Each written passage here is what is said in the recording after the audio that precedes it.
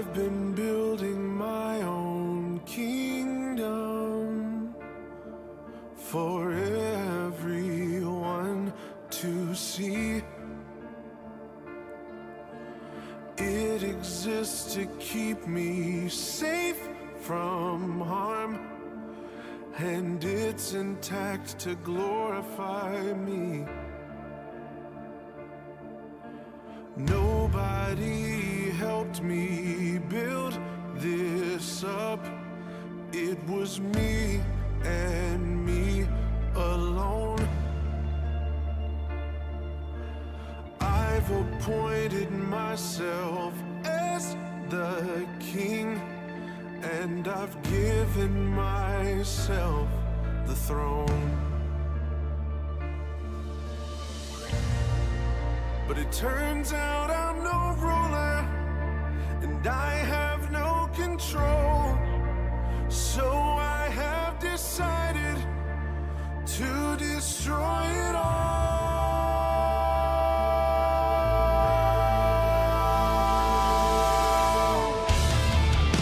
I'm tearing down the walls, kicking down the doors. Everything inside this kingdom is yours. 'Cause what I've made is worthless, and it cannot stand. Come and breathe some life into my empty, cold, dead hands. Down with the fickle king, away with this fantasy. You are the one I need. Death to the kingdom of me. Death to the kingdom of me.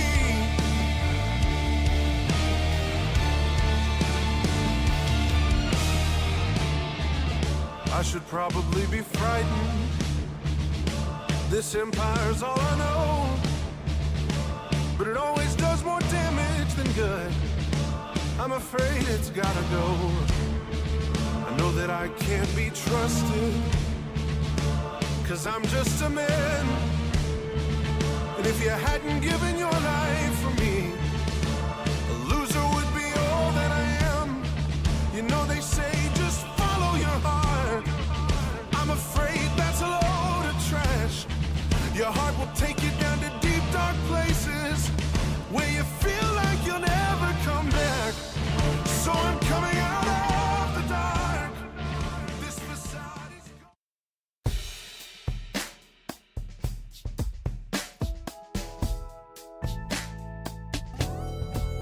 I woke up feeling like it was time to tighten up. Yeah, I woke up feeling like it might be a good day to get it done. That's right. Oh, the stadium is just like my second house. Now I'm two-tone talking, they can't shut my mouth. I woke up feeling like it was time to tighten up. Yeah. All right, everybody. Oh, my goodness. Oh, my. Here we are. 1 second.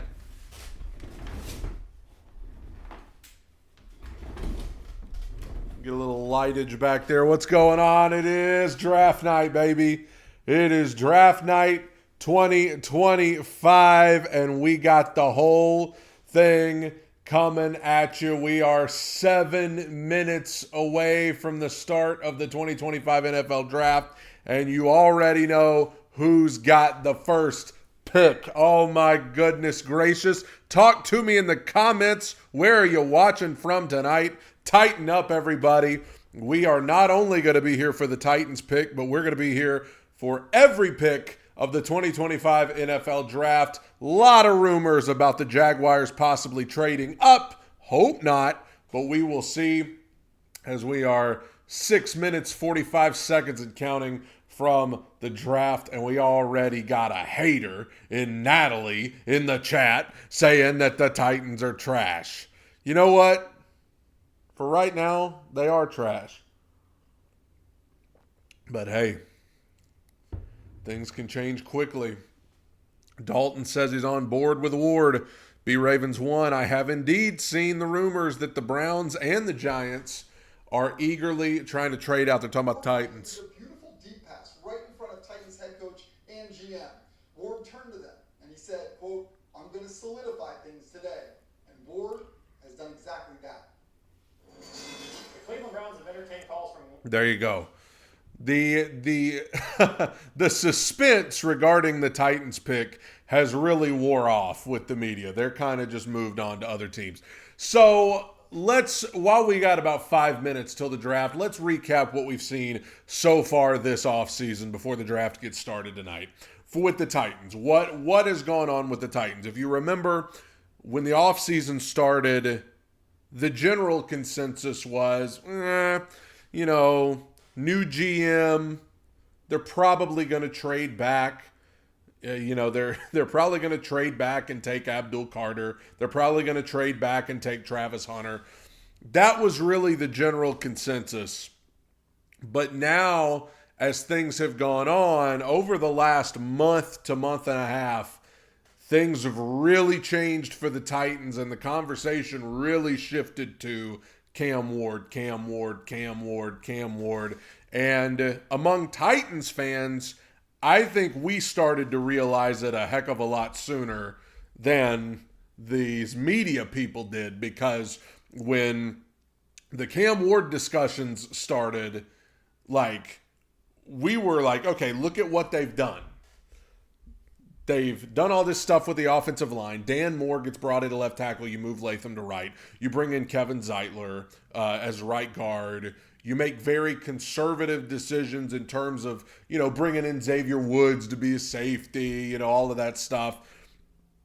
But most importantly, the moves that the Titans made at quarterback, bringing in Brandon Allen to compete with Will Levis. That right there, when they did that, that was the moment where I said, okay, all right. So we said we wanted competition for Will Levis, and we went out and signed Brandon Allen. Yeah, sure. That told me everything I needed to know about what the Titans were going to do in this draft. And like I said, that was about a month and a half ago. And now here we sit tonight, and it looks like the national media has finally picked up on what most Titans fans picked up on a month and a half ago, and that is that Cam Ward is about to be a Tennessee Titan here in about 5-6 minutes, because the draft starts in 3.5 minutes, and they're probably going to stall after the draft starts to do all of that. But Cam Ward's about to be a Tennessee Titan. I called it a month and a half ago, and now tonight it is going to be a reality. And I did a video about it yesterday. Tyler Lockett, by the way, is a Tennessee Titan now. If you are a Titans fan, it's time to get on board with Ward. I know some of you wanted Carter. Some of you wanted Hunter. Some of you wanted to trade back. Some of you even wanted Sanders. But the fact of the matter is, here in about 5 or 6 minutes, we are going to draft the guy who is hopefully going to come in here and start turning this whole dang thing around.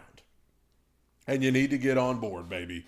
You need to get on board with Ward. In terms of other things coming in this draft, like I said, Titans have the first pick. The Browns, it really feels like the Browns are heading toward Travis Hunter if they stay. But it's not looking like they're going to stay. It's looking like the Browns are going to trade out, looking like the Giants might trade out. The Patriots, who cares? The Jaguars. I mean, there's rumors of the Jaguars trying to trade up. There's rumors of the Jaguars trying to trade back.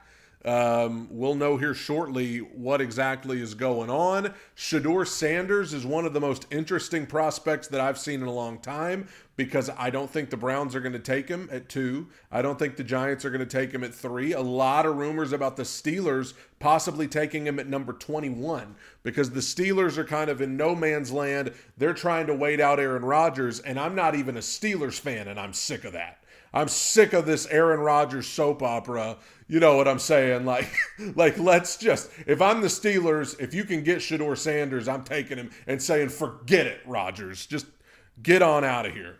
So here we go. The draft is here, and it feels like it snuck up on us a little bit, man. What a journey this offseason has been so far. Because like I said, when it started, it was all trade back, Abdul Carter. Like that's what we were saying. And now the conversation has shifted so much in the direction of Cam Ward. Some of you are already talking about what the Titans are going to do tomorrow night in the future rounds. I think my preferred course of action would be for the Titans to take a wide receiver in the second round, but it's looking more and more like they're not going to do that. I think it's looking more and more like the Titans might draft edge rush, but also based on what they said earlier this week, they might draft a position that you're not even thinking about. They said they're going to go with the most talented player. Reaganomics Lamborghini said this is the best Titans YouTube page. I appreciate that very much. Everybody be sure to click the like button, by the way. There's a lot of draft watch parties going on tonight. There's some Colts fans on the TV. Get that crap off of my screen as fast as you possibly can. It's getting about that time. 7 o'clock, baby. Come on, where you at, Roger? What a crowd of people, man.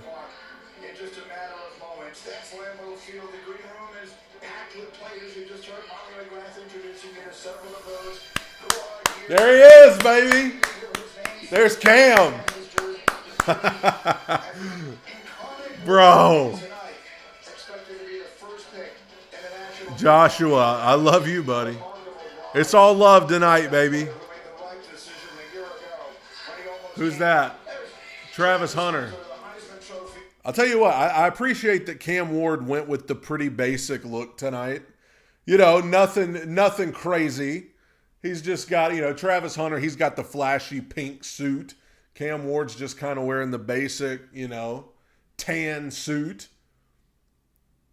Shedeur Sanders is not even... Shedeur Sanders has pillows on his couch that say legendary. So, I mean, Shedeur's just, he's doing his thing. He's Prime's son, so...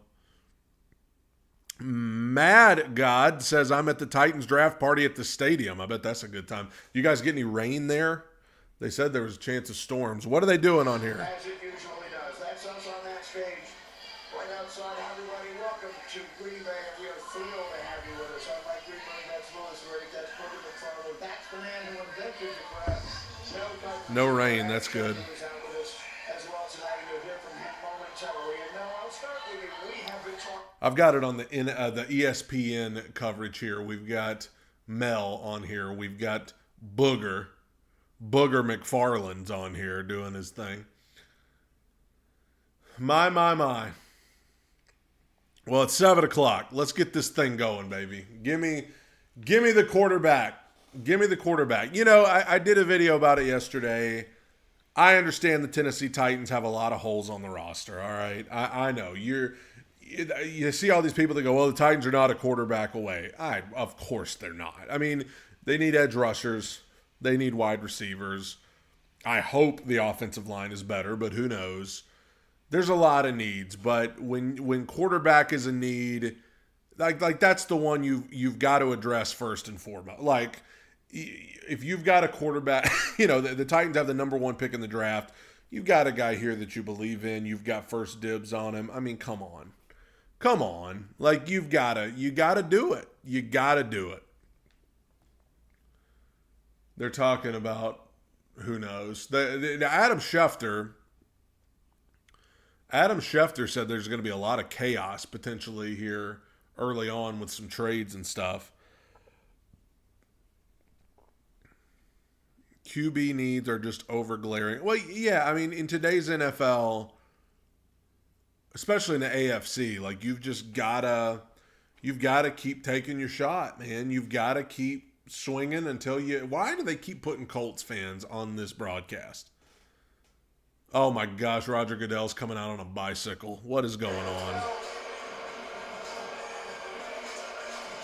What is he doing?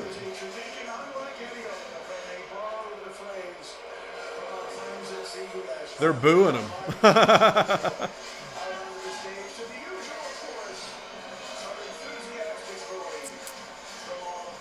Well, here comes other people on bicycles. All right. Well, they're on bicycles. Is that Lil Wayne?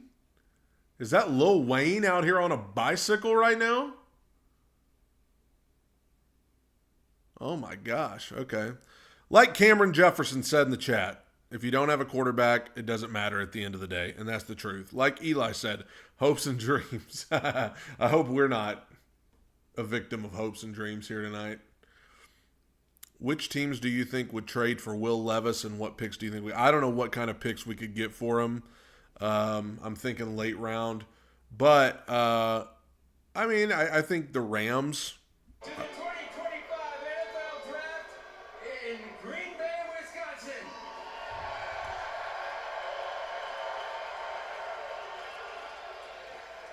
People said that Green Bay was too small for this, with a population of 107,000. They don't like that. But we have over 125,000 people here and still counting. Who said Green Bay was too small for this? Obviously, Green Bay may be small, but it's mighty. All right. Thank you all for welcoming us here tonight, and hope you have a great few days.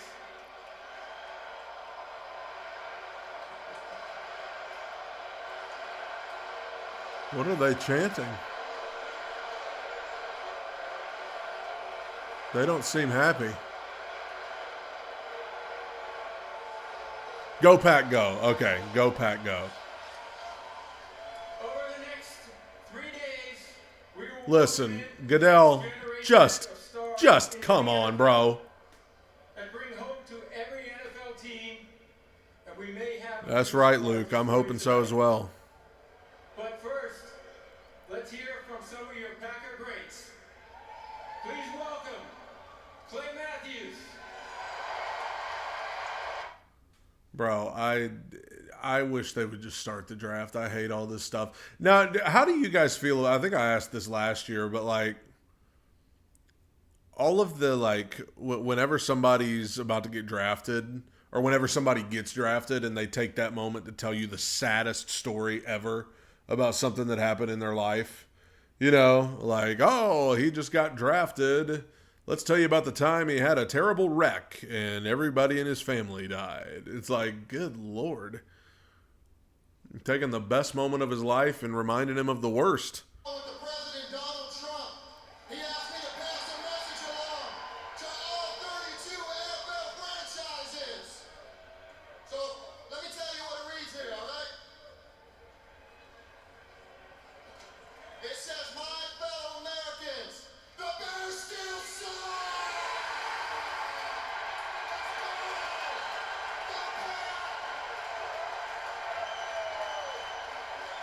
Oh my gosh.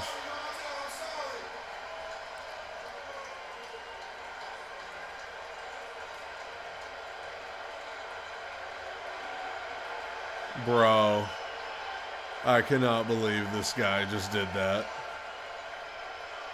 That's the plan, Joshua. Okay, Green Bay. It's time to get the show started. Come on, let's go. Ready? The 2025 NFL Draft is now officially open. The Tennessee Titans are on the clock. Let's go. The Tennessee Titans are on the clock, baby. It's time. It's time, folks. Oh, my. This is what we've been waiting on. This is what we've been waiting on. Yes. That they have. Certainly the overwhelming expectation is that they will take Campbell or the quarterback out of Miami, but Travis Hunter is available. Do not put any spoilers. Do not put any spoilers in this chat before it is announced here. All right. Wow. They're acting like there's other options other than Cam, but like, come on, folks. Let me hit up Twitter here.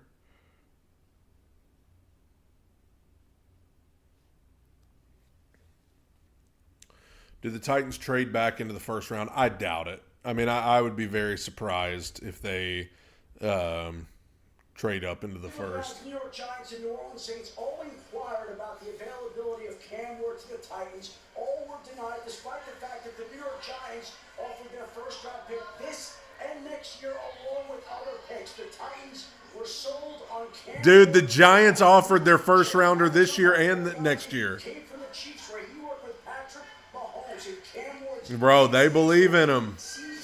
They got good offers and they turned him down. Oh, Borgonzi's on the phone, dude. You already know who he's calling. Let's go. Do not wave at the camera.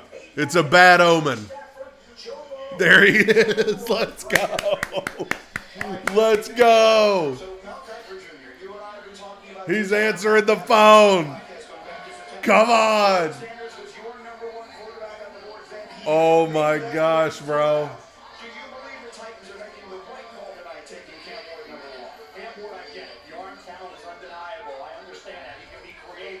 Mel Kiper's about to tell us why he likes Will Levis so much.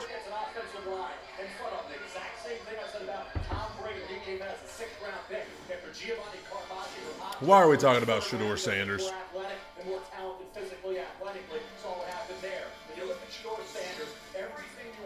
Dude, that's pretty crazy that he said the Giants offered a first rounder next year and some other picks, and the Titans still turned them down. Like he said, they got good offers from the Browns, Giants, and Saints, and they turned them all down. Like that is like, I mean, they believe in him, man. Listen, Eli, I said, if you believe in a quarterback, there is no price good enough. Like, if you believe Cam Ward's your guy, it doesn't matter what they offer, you're not taking it. All right. Tell us the picks in. I don't know why in the world they're spending all this time. Like, I don't know which stream y'all are watching, but they're leading up to the Titans, and all they're doing is showing Shedeur Sanders highlights. That's all they're showing.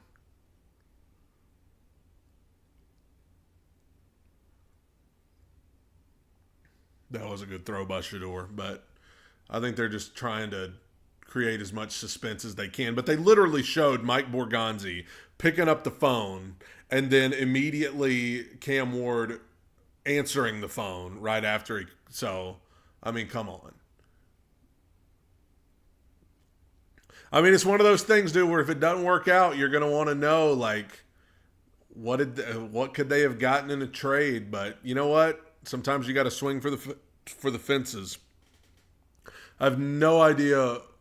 Oh, Brinker's on the phone. That's the first time I've seen Amy Adams Strunk in, like, years. She didn't even show up for Borgonzi's press conference, but she's in the room. Now they're showing some Cam Ward highlights. Who's going to be this year's Falcons? Well, I mean, I don't know. I don't know if somebody's going to take Shedeur or... Man, can you imagine being Will Levis watching this? Like, of course he's not an idiot. He knew this was coming. I just wonder if he'll get traded tomorrow or whatever day, Saturday. But you're right. He had his chance. It didn't work out. All right, here we go. Here we go. Pick is in. The pick is in, baby. Get ready to party. Let's go.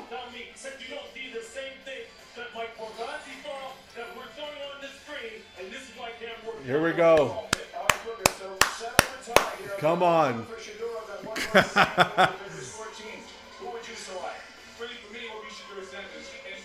Bro. Booger McFarland saying if it were him, he would take Shedeur Sanders. That ought to make you feel better that Booger is saying he would take Shedeur if it were him, because Booger is Booger. He's Booger. Oh my gosh. All right, Roger. I said I wouldn't be 100% sure till you walked up to the podium and said it. Walk up to the podium and say it right now. It's time. Camp Ward, though we've not been officially told that as of yet, and then perhaps the fireworks begin after that. So Camp Ward, a young man who began his career at the University of the Incarnate Words. Come on, pick is in. Come on up, Roger. Tell us about it. Changed his mind, instead transferred to the U, and look at him now, perhaps about to hear his name called as the first pick of the 2025 National Football League draft. You heard Lewis making comparison to Patrick Mahomes. That's what everyone in the NFL is looking for. A young man with that sort of talent, those sorts of traits. The Tennessee Titans. Come on, bro. Come on, here he comes. Here he comes, guys. Let's go.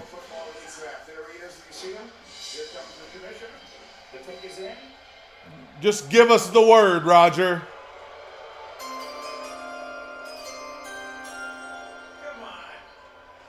Come on.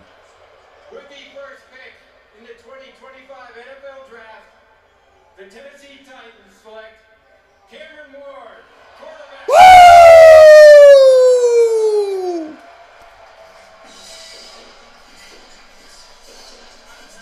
As we said, he made the right call a year ago, going back to school, finished fourth in the Heisman voting in one season. Yeet, yeet, yeet, yeet. I feel like Jey Uso. Yeet. Some of you may understand what I'm saying.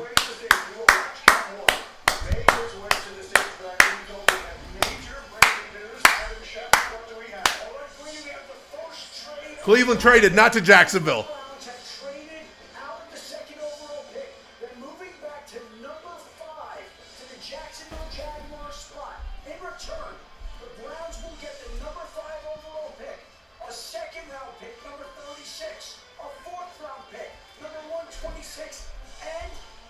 Jags are getting Travis Hunter. Jags are getting Travis Hunter.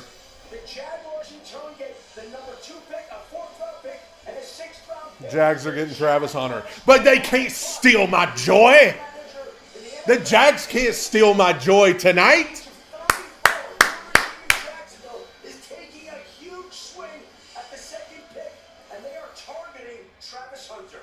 Jags are getting Travis Hunter.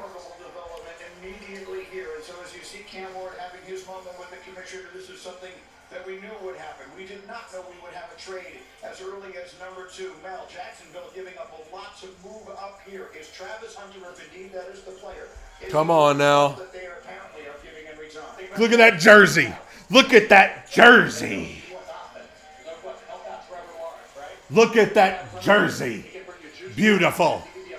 Where do I go to order mine? When are they gonna have it? Dude, the Jags are getting Travis Hunter. That sucks. Jacksonville traded up with Cleveland. Dang. I ain't letting them steal my joy, though. We got our quarterback, baby. We got our quarterback. I ain't believing.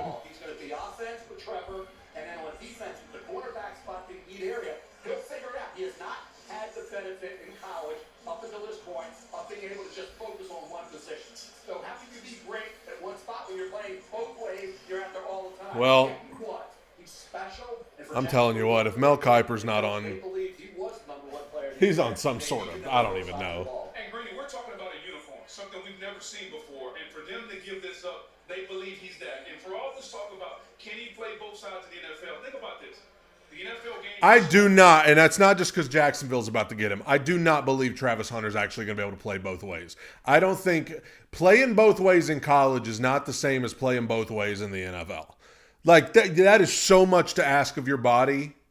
And I understand if you feel like, you know, like you're a talented dude, whatever, but I do not buy that you can play wide receiver and corner in the NFL. Maybe you could play 80% cornered and then some reps at receiver here and there, but I just don't believe that he's going to be able to do what he did in college at the professional level. But whatever. He needs to learn the nuance and intricacies of that side of the football. he thinks he can step on the field immediately and contribute on defense. You'd hard-pressed to find anybody up here and say anything different. So look, Melman put it perfect. You're getting 2 for 1 with this guy. You're getting 2 players in 1. Absolutely, you move up to get that kind of play. Well, make sure everyone can see exactly what it is that the Jaguars have given up here. It is a significant trade. Well, what did the Jags give up? I didn't even catch that. Jags gave up. What? They gave up their 2nd and 4th round pick and their 1st rounder next year. Well, they got a 2nd rounder in return. So they pretty much they gave up their 1st rounder next year.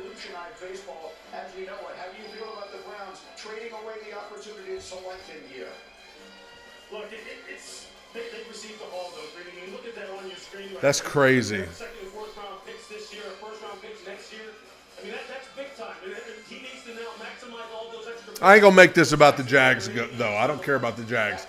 Titans got their quarterback tonight, baby. Two sides have been working on this trade for 2 weeks, and it changes the Yeet. shape of this draft and Cleveland's approach to quarterback because the Browns now have 2 second-round picks at the top of this draft, and they also have 2 ones next year, and what's expected to be. So that's huge for the Browns. I mean, you can't even Cam Ward's in the chat, ladies and gentlemen.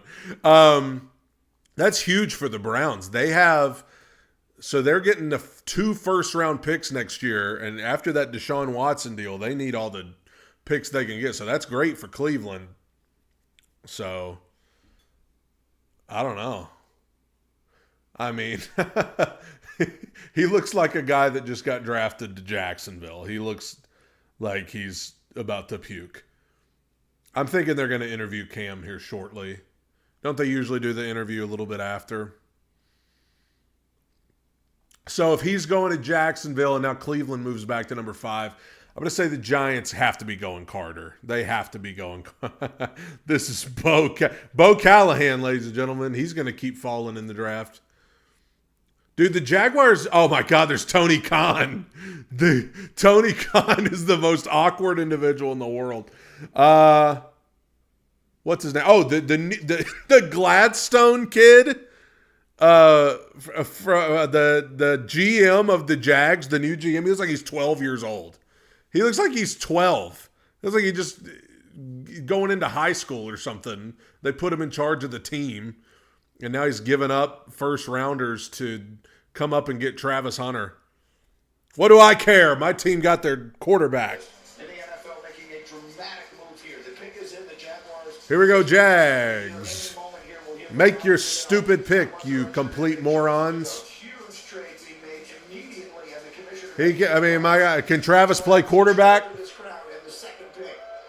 They're just going to boo Goodell every time he comes out there. Who is that with him? While we are here tonight to celebrate the 32 young men entering the NFL, I'm honored to take a moment to recognize a player who's made a profound impact on and off the field. The Walter Payton NFL Man of the Year Award, presented by Nationwide, recognizes one player each year who best represents greatness and compassion both on and off the I'll say this while Goodell's rambling. I hate they're getting Travis Hunter, but I am glad they're not getting Ashton Genty. For Walter Payton, NFL Man of the Year, Eric Armstead.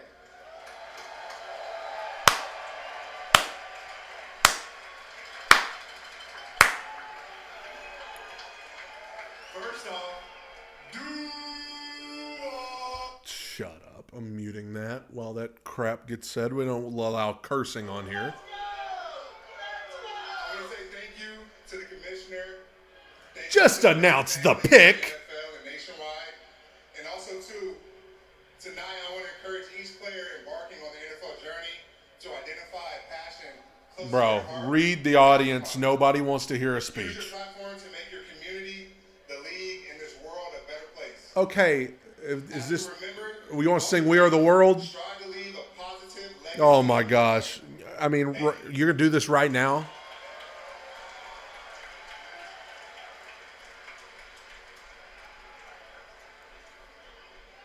We have a trade. The Cleveland Browns have traded the second pick to the Jacksonville Jaguars. And with the second pick in the 2025 NFL Draft, the Jacksonville Jaguars select Travis Hunter, wide receiver, defensive back from Colorado.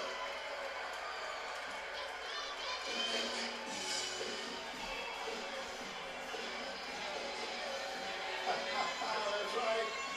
They get two for the play. He's doing a fun little dancey dance. He won't be dancing when he realizes Trevor Lawrence is the quarterback. I mean, Trevor's not bad, but I mean, he's just not great either. There you go. I will say this.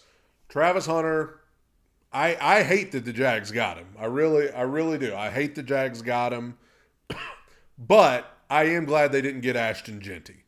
I'm glad they didn't get Ashton Genty because I would not have liked that either. And I think that's who they probably would have tried to go for if they had stayed at 5. That being said, I mean, you know, I think,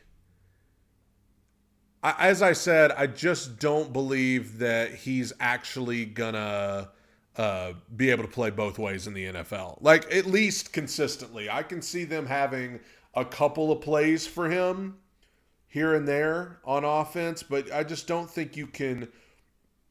I don't think you can do that sort of thing in the NFL where you just are doing what he did at Colorado, where he's consistently in.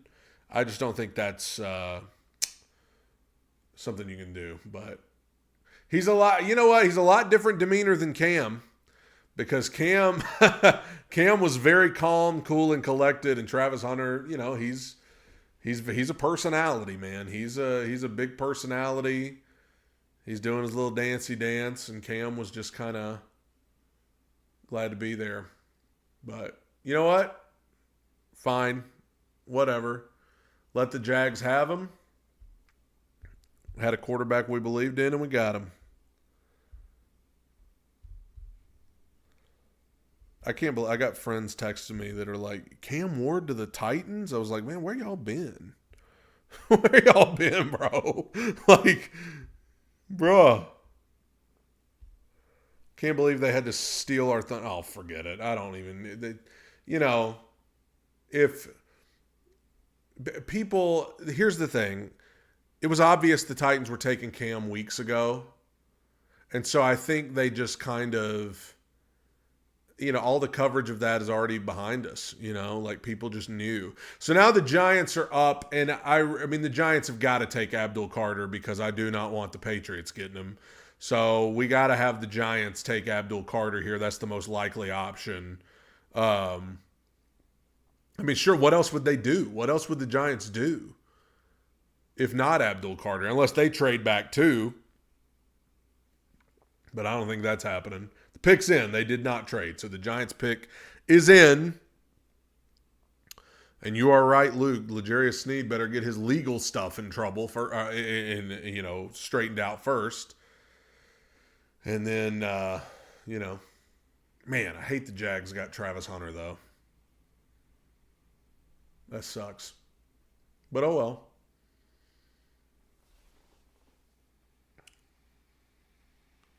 Oh, so we do get an interview with Travis Hunter, and we didn't get one with Cam Ward. So that's great. What kind of conversations did you have with the Jags staff about where they see you playing for them? I mean, they told me they're going to let me go out there and do what I do. So they put me on phone with both coordinators. So I'm just go out there and just do what I can do. Travis Hunter, a history maker, the first player in the draft era to be announced at both positions, receiver and defensive back. Congratulations. Yes, ma'am. Thank you. Greedy. You mentioned that he's going home, Molly. His hometown in Georgia is about 374 miles. Yeah, I'm not going to lie. It kind of feels like they had to hurry up and get the Titans out of the way so that they could move on with their draft. Because how does Cam Ward not even get an interview? How does the number 1 pick in the draft not get an interview, and then the number 2 pick does get an interview?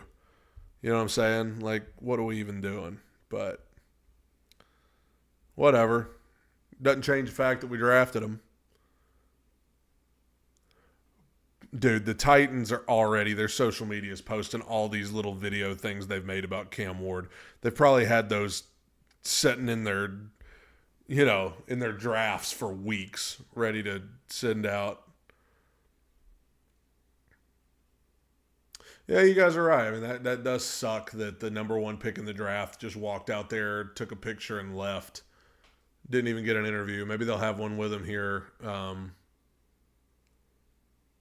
momentarily. But the Giants are up. Expected to go in the direction of quarterback, and then that conversation seemed to have ceased. Perhaps they'll target a quarterback later in the night. There's the Giants draft room. John Mallett looking for results quickly here after a very disappointing season. The commissioner is making his way to the stage after Cam Ward went number 1 and Travis Hunter went number 2. It's time to find out who's going number 3. Gotta be. With the 3rd pick in the 2025 NFL Draft, the New York Giants select Abdul Carter. Oh, God. Defensive end, Penn State. I mean, that's kind of the obvious. Giants take Abdul Carter. I'm just glad the Patriots aren't getting him, and the Patriots are next. I think probably the Patriots are going to be taking that tackle, Will Campbell. Feels like that's probably where this is heading for them. Because they, you just know, like, Mike Vrabel is going to make the most boring pick imaginable, right? Like, he's gonna take the tackle because he loves taking him a tackle. But Abdul Carter to the Giants. I mean, that's kind of where he's been projected to go the last couple of weeks, especially, with the Titans moving off of him to the quarterback, and then the Browns at the time, they had Myles Garrett, so it was like, they're probably going to go somewhere else other than edge rush, and then that leaves Abdul Carter to the Giants. So the Giants going to kind of be rocking it with Russell Wilson. This year, when he was finally Micah Parsons, you saw what he could do when he was unleashed, and just like Parsons, this kid resembles that type of player. That's Abdul Carter. And when you think about what a team in that division in Philadelphia did with that defensive line and the way they dominated Kansas City in the Super Bowl, and the way they were so stacked with the defensive line, it's no wonder New York sees the same thing with Carter and Burns and Dexter Lawrence in the field. But they can absolutely dominate you and go from inside. And so I think he's the best edge guy in the draft. It's so incredibly lame that Cam didn't get an interview. I know it's not the end of the world. Like, it's not going to make a difference at the end of the day, but that kind of sucks that Cam didn't even get an interview after being picked.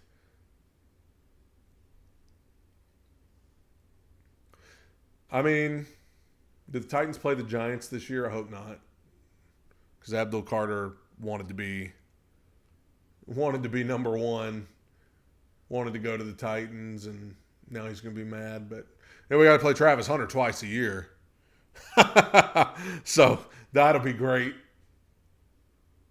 But it'll only be a matter of time until Travis Hunter wants out of Jacksonville. It'll only be a matter of time. I mean, you let the Jaguars start 0-4, and Travis Hunter will start pointing them fingers somewhere. You just know.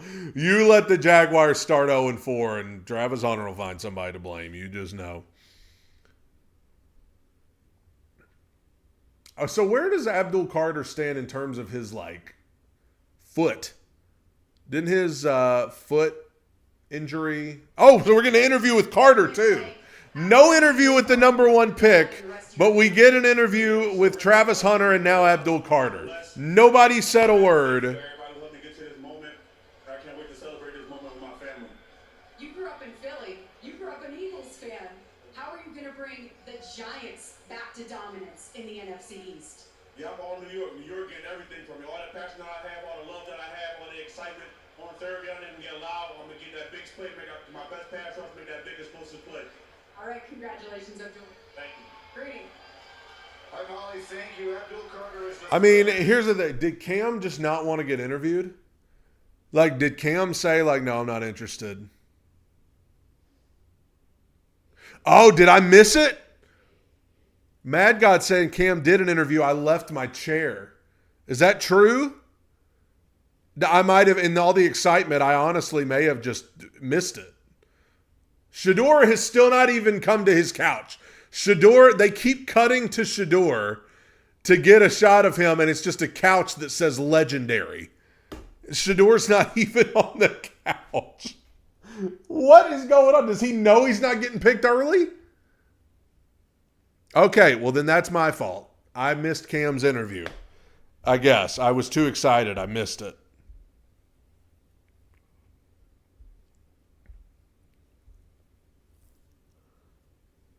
There, I mean, y'all are saying now. It may depend on the network. I didn't on ESPN. It looked like they did not interview Cam, but maybe they interviewed him on NFL Network or something. I've got on ESPN.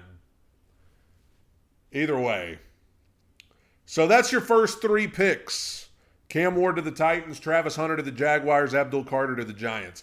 I hate that the Jags got Travis Hunter. I do, but like I said, you let the Jags start 0-4, and Travis will start pointing that finger at somebody. Probably the beautiful, maybe it's Maybelline-haired quarterback there in Jacksonville. Cam Ward, man. Cam Ward, it's official. It's official. He's the quarterback. And you know what? In the name of Jesus, let him bring us a Super Bowl. Come on, God. We're calling on you tonight. Go, the Lord don't care about football. I know the Lord don't care about football, but he cares about me. He cares about me, and I care about it. So God, if it be your will,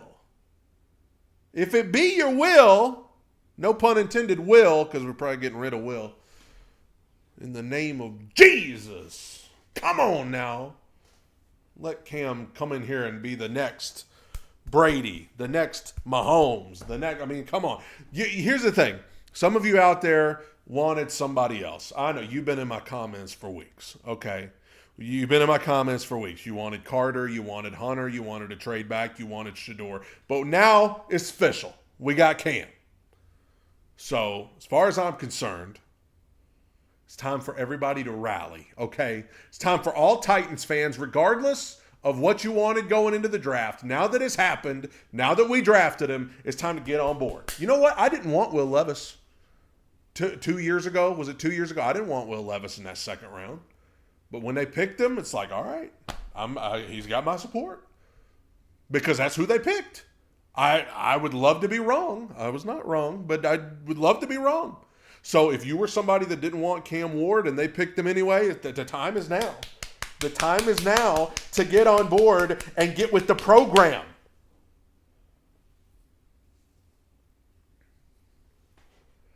All right, who's on the clock now? The Patriots. They're going to take that tackle. Vrabel's going to take that tackle. I mean, you just know. Vrabel's sitting there. He's like, oh, man, let's get a tackle and let's hand it off 82 times a game.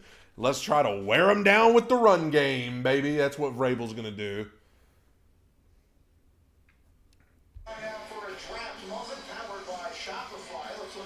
Draft moment. Hey, they're talking about Cam, everybody. This year's NFL draft. Number one went exactly as we expected. Cam Ward, drafted by Tennessee. Number two, all heck broke loose immediately. Jacksonville. Man, that jersey's pretty. That Titans jersey. Travis Hunter, a sensational two-way star. I was about to try to make a big deal out of Cam having the number one jersey because a lot of talk's been going on about whether Warren Moon is going to let him have number one. But he had the number one jersey here because he's the number one pick. So, I don't know. My gut feeling is if I'm the new guy coming in, I'm not asking legendary Warren Moon if we can unretire his jersey so that I can wear it. I'm just picking a new number. I mean, if I'm Cam, I would just be like, oh, here we go. Here's New England's pick. With the fourth pick in the 2025 NFL Draft, the New England Patriots select Will Campbell. Yeah. Tackle, LSU. The most Vrabel pick of all time. Will Campbell, the tackle from LSU. I mean, listen. The Patriots, I laugh about Vrabel, but the Patriots' offensive line is really bad. And Drake May is their quarterback. What is that terrible handshake they just did? That's a big old boy from LSU. You know, Vrabel loves his SEC.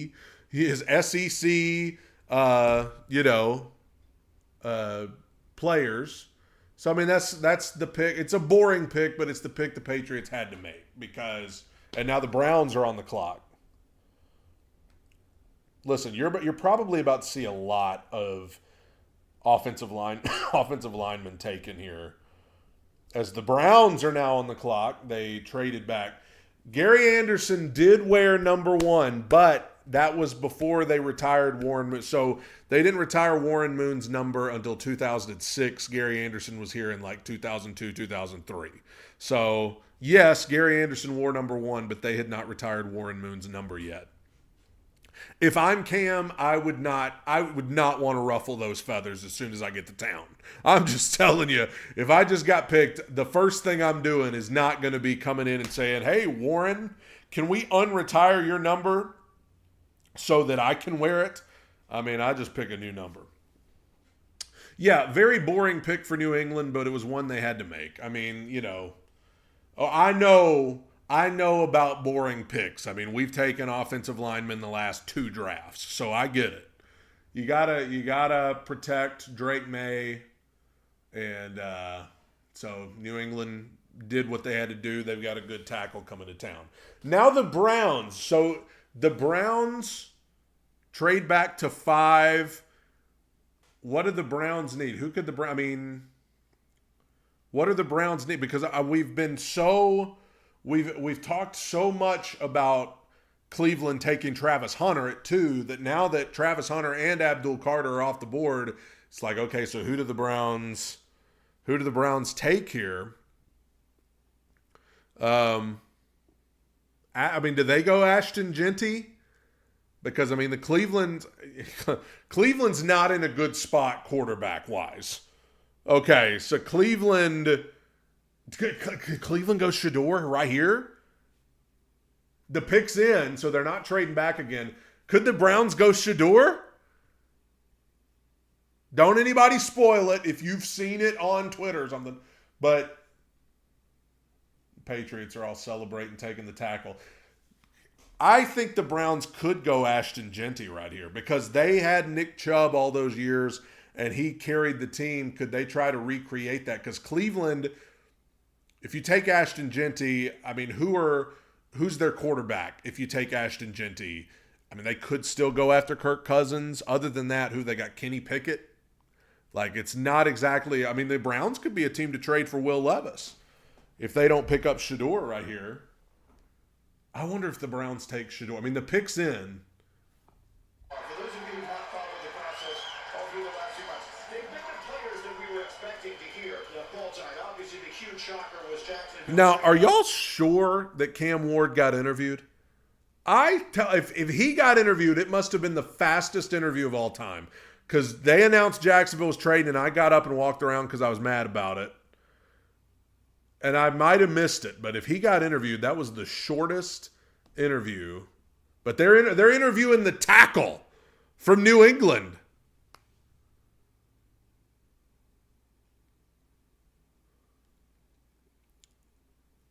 I just want to know who the Browns are about to take here. I'm very interested because, okay, Valentine says they interviewed Cam for a few minutes. They may have just not played it on ESPN. The worldwide leader in sports didn't play the interview with the number 1 pick in the draft. But maybe they will play it later or something. Everybody, I mean, I'm not the only one. Alex is saying, I mean, it must have. Okay, so Valentine's watching on ABC. So apparently they interviewed him on ABC, but ESPN, they did not because they were too busy gushing over the Jaguars. For these young men. By the way, the older football fans in our audience will appreciate this. Now the Patriots have drafted Will says he didn't get interviewed on NFL Network either. It was John Hanna who was 4th overall in 19. So captain's at the draft. So appreciate you watching at the draft. But apparently, so they interviewed Cam. I just don't think they aired it on certain networks. It looks like NFL Network and ESPN did not air Cam's interview. Here comes Cleveland's pick. Back here to 5, and here comes the commissioner to announce the selection. They're not taking Shador, are they? Shador's not even there. He's on his couch. The Cleveland Browns select Mason Graham. Oh! They took the defensive tackle. So after all of the speculation about all of the Wow. we may get out, Okay. So now I have seen some people in this draft who said this Mason Graham was arguably the best player in the draft. Like there were some, not all, but some who said, I think it was Todd McShay at one point, said you could make the argument that Mason Graham's the best player in the draft. So I don't think it's a reach because Mason Graham was projected to go to Jacksonville at number 5 in a lot of mock drafts. But I mean, you got to think if you're Cleveland, you've got Mason Graham and Myles Garrett now on the defensive line. If Shedeur doesn't go, I think the Browns have the first pick of the second round. So if Shedeur doesn't go in the first round, the Giants could still take Shedeur if he falls to the second round. But I think Pittsburgh's going to be the team that they've got to really get past. So I think it's the Raiders now. Raiders are on the clock. This is where I'm watching for Ashton Genty. I would really watch for Ashton Genty to go to the Raiders right here because, you got Geno Smith, good player, but not like a quarterback who's going to lift you over the hump. But if you get Ashton Genty and he comes in and he's a monster, then that takes some of the pressure off of Geno Smith. A lot of people saying Jalen Milroe might go to the Browns in the second round. Maybe. It might be a little bit of a reach. I think is Milroe the 4th quarterback. I think it was Ward, Sanders, Dart, and then Milroe. Browns are stuck in last place mentality. My only issue with the Browns is they may still make a run at Kirk Cousins. I guess technically Aaron Rodgers is still out there, but I'm about sick of him. I'm just going to be honest with you. Aaron Rodgers jumped the shark a long time ago with me. This guy. So, all right, the Raiders. What is going on? Bro, ESPN has made, if you're ESPN, I understand the trade happened right after Cam got picked, and so you felt obligated to cover that. But you mean to tell me you couldn't even find 5 seconds to say, hey, we missed this a little bit ago. Let's go back and get this interview with the number 1 pick in the draft. That's so stupid. I guarantee you if the Titans had picked Shedeur, Shedeur would not, Coach Prime would have walked out there and been like, you do not move on with this draft until my kid gets interviewed. But you know what? I don't care. If Cam's good with because they said Cam didn't even want to come to the draft in person. The exact quote I heard, he knew he was getting drafted by the Titans. They said Cam wanted to go ahead and go to Nashville. Cam wanted to go ahead and go to Nashville and go ahead and get to work. He didn't even want to go to Green Bay, but his mom made him. So, you know what? I'm fine if Cam don't want to do no interviews, if he don't want to be Travis Hunter or Shedeur and be up in the spotlight. He just wants to get to work. Hey, that's some Steve Air McNair mentality right there. Steve was not about the interviews. Steve was not about the, glitz and glamour. He would just go get to work. Steve was like, I'm going to go out there. I'm going to put the work in and let the rest of y'all handle these interviews. Who the Raiders taking? Yeah, look, this is a football team that didn't have a rusher go over 500 yards last year. You just can't have that in the NFL. So you would think. Picks in. Considering where he came from and what his philosophy is, he'd be sitting. I feel like they're going to take Ashton Genty, the running back. There's a lot of holes, and one might think that taking a running back is a bit of a luxury for hitting with as many needs. The song they're playing? I got the right to protect and shelter you from the storm. Here we go. Who the Raiders taking? With the 6th pick in the 2025 NFL Draft, the Las Vegas Raiders select Ashton Genty. There it is. What does he say? Raiders take Genty. That's a great pick, dude. That's a great pick for the Raiders because that guy, I think that's what I said earlier. I hate that the Jaguars moved up and got Travis Hunter, but I am so glad they did not get Ashton Genty because I think Ashton Genty is going to be a monster. I think he's going to. I just see he's not as big as Derek, but I see like some Derrick Henry qualities in Ashton Genty. Hard to tackle. Like, I think he had the most broken tackles of anybody.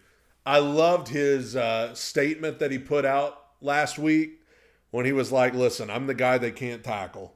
I don't need to say any more than that. If I were you, I would take the guy they can't tackle. I loved that. So that's a great pick for the Raiders. And like I said, that takes, I mean, look at the highlights they're showing of him. The guy's just a monster.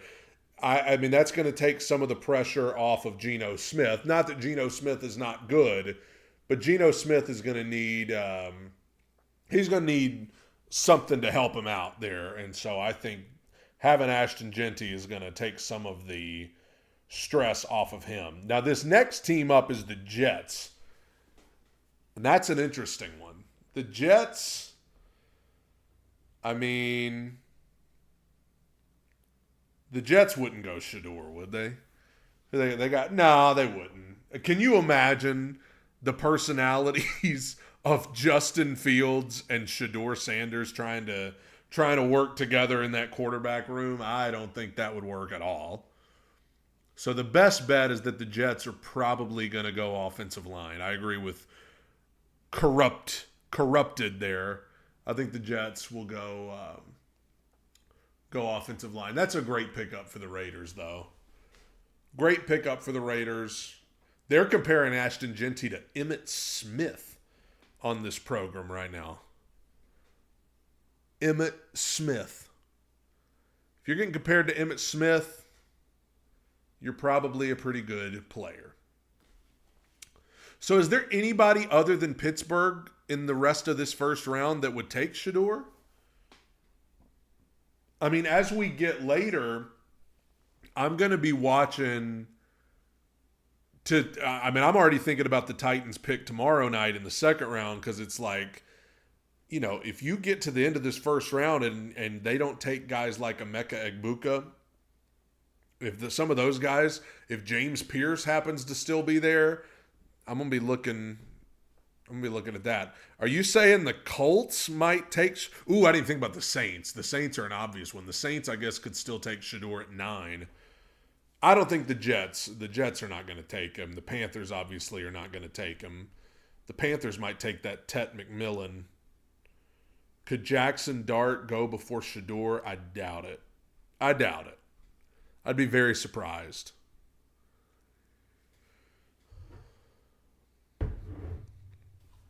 Man, it's just a lot more fun to watch the rest of this when you know your team's already taken care of their pick, man. They're interviewing Ashton Genty, so let me hop on over to X, see what people are saying. I think Dan Orlovsky's doing thoughts on every pick.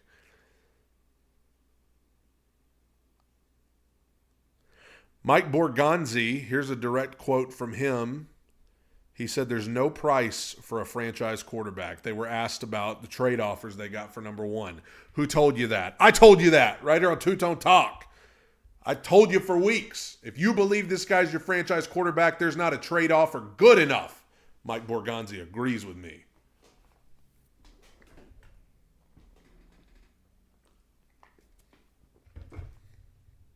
Cam, I didn't even know Cam. The only account I've seen that Cam Ward,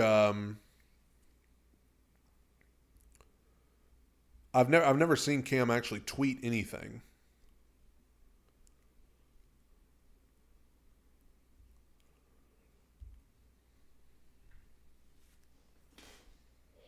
There it is, ladies and gentlemen. There it is.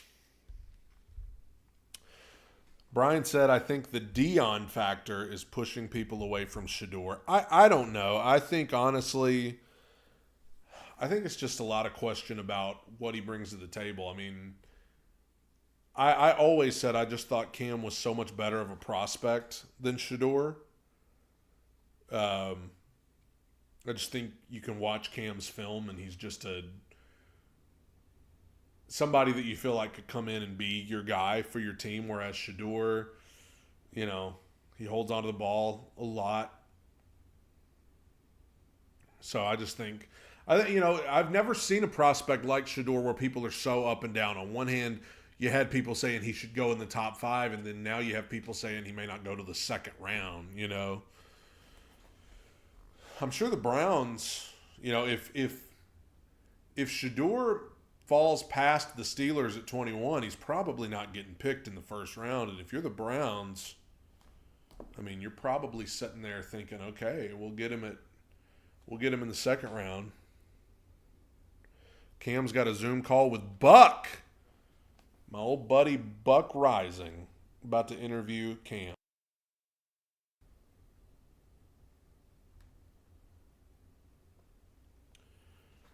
Appreciate you, Judah.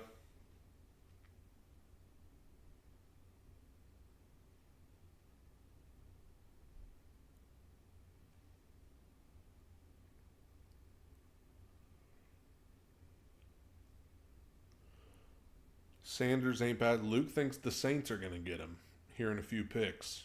We'll see. Right now, I've got a commercial of Peyton Manning doing some sort of spelling bee. Bum bum bum bum, ba-da-dun dun dun. Tell you what, I can't tell you how much more fun it is to watch your team pick a quarterback first overall than it is to sit here and wait for him to draft, knowing that they're going to take a tackle. Even when you know it's necessary, it's just like, that's been the last 2 years. Waiting on Skoronski, waiting on Latham. Picks in for the Jets. NFL Draft, presented by Courtyard by Marriott. Back in Green Bay, where these teams have been very economical with their use of time. The picks have been coming in quickly. The New York Jets pick is in with their new brain trust, their new head coach, Aaron Glenn. A lot of news for this team. Oh, yeah, I forgot Aaron Glenn The seventh pick of the draft is in. Here was comes there. the commissioner to make the announcement. Here comes the pick for the Jets. With the 7th pick in the 2025 NFL Draft, the New York Jets select Armand Membu, Missouri, tackle. Well, I said they would probably go offensive line. Yeah, I mean, listen, there's a lot of bad offensive lines in the NFL. The Jets are one of them. Obviously, they're going to have Justin Fields. So you want to you want to be able to, because he never had a good offensive line in Chicago. So you want to give him a good opportunity there to succeed. And so bring in the big guy to help protect him. So that's 2 tackles, right? We got this pick and then the Patriots pick. 2 offensive tackles. Carolina, I could see going wide receiver. I could see the Panthers going with Tet McMillan. I could see the Panthers. I don't know. It just feels really early. I mean, their pick's already in. Panthers pick's already in. They're ready to go, baby.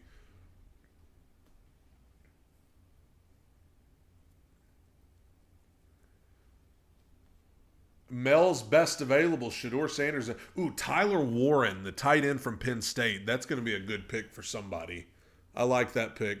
Jalen Walker, linebacker from Georgia. That'll be a good pick. Will Johnson, the corner from Michigan. I've seen people who are both up and down on him. Obviously, some edge rushers are going to come off at some point. Colston Loveland, tight end from Michigan. I don't think you'll see any tight ends taken this high, but I mean, the Jets are in the exact same position the Titans were in last year. 7th pick in the draft, and you take a tackle. That's just, it's not fun. It's not as entertaining, but it's necessary. You got to do it. And I hope the Titans don't have to do it for a long time. In a perfect world, J.C. Latham would be awesome. Dan Moore can give us a couple of years, But we'll see. Also, while we have some dead time here, be sure to click the like button, everybody. We got a lot more viewers than likers right now, so everybody be sure to click the like button. It'll help me get into the algorithm. I am interested to see what the Panthers do, because I thought Bryce Young came on strong at the end of last year. I thought Bryce Young did a good job. Because he started the season awful, got benched. I thought when he came back in, he was much better, showed signs of life. So I'm interested to see. Oh, they're on commercial again? Good Lord. Why? Their picks in. We're getting a Back to the Future tire commercial.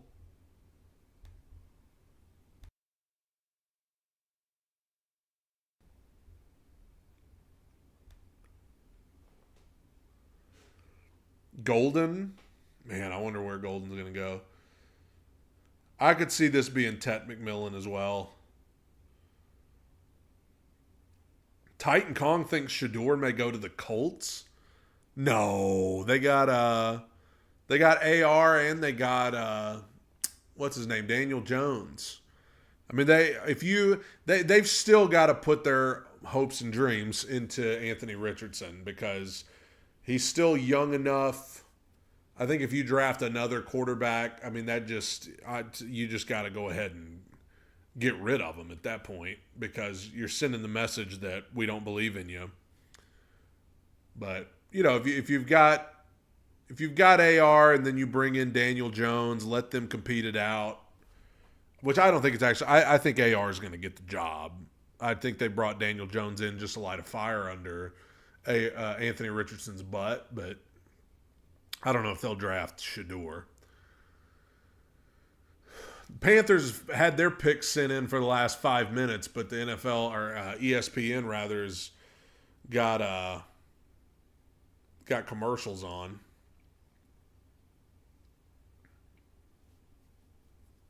Advertising Modelo. And now K Jewelers. Every kiss begins with K. Man, I don't know how good the Titans are going to be this year, but I'm going to be so excited week 1 just to watch. Preseason, I'm going to be excited. I mean, I don't know how much he's going to play in the preseason, but man, I'm just excited. I'm excited to watch Cam. I just hope that Brian Callahan doesn't ruin everything. I hope Brian Callahan doesn't ruin it. Because if anything's going to ruin it, it's going to be Brian Callahan. If he comes out and he sucks and they have to fire him and you've got Cam learning a new offense in his second year in the league, that's not good. So we need Brian Callahan to figure it out.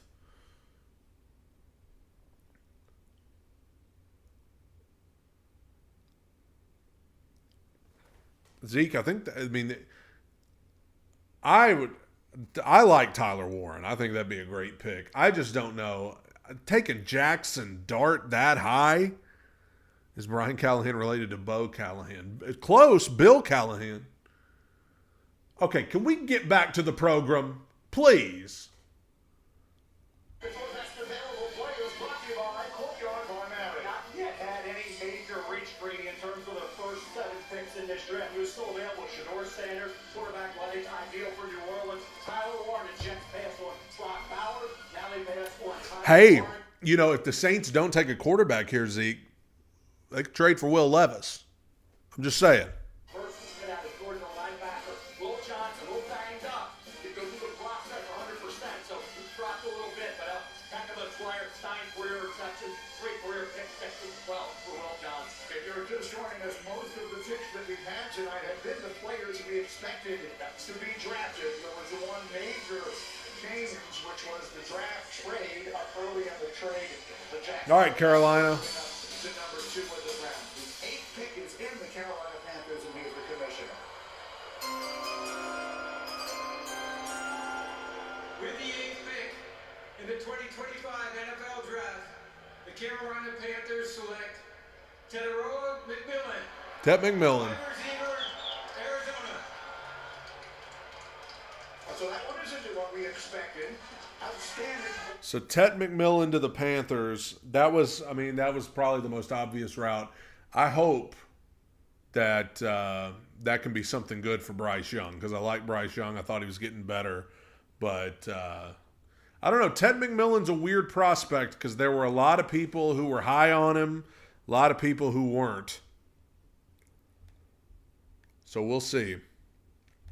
And then next thing you know, the New Orleans Saints are on the clock. Could they go quarterback? Zeke in the chat is a buddy of mine. He's a big Saints fan. He thinks the Saints might trade back. Let's see. I think we're about to get a string of offensive linemen. Oh, that's some edge rushers in there too. I don't know. I feel like if the Saints don't go quarterback, I think it's going to be. I think the next available team that could go quarterback is going to be the Steelers at 21. I'll be interested to see how Tet McMillan does in the pros. Saints pick is in, so they're not trading back. The pick is in. It's going to be interesting. Go his way. And the NFL guy, will there be enough separate? Can he get his unloop against NFL quarterbacks like he did in college? And I love this pick for Bryce Young because you give him a bigger body to throw the football. Currently, he was throwing a Zable again to Adam Thielen. So now you're giving him a bigger body, bigger catch radius. He doesn't have to be as accurate. But when you talk about the contested catches on the college level, if you can't get open in college, how are you going to get open in the NFL? Like, that's my big... I need to mute that. Last year they got on to me on here because they recognized the music. Tet McMillan got a good looking suit.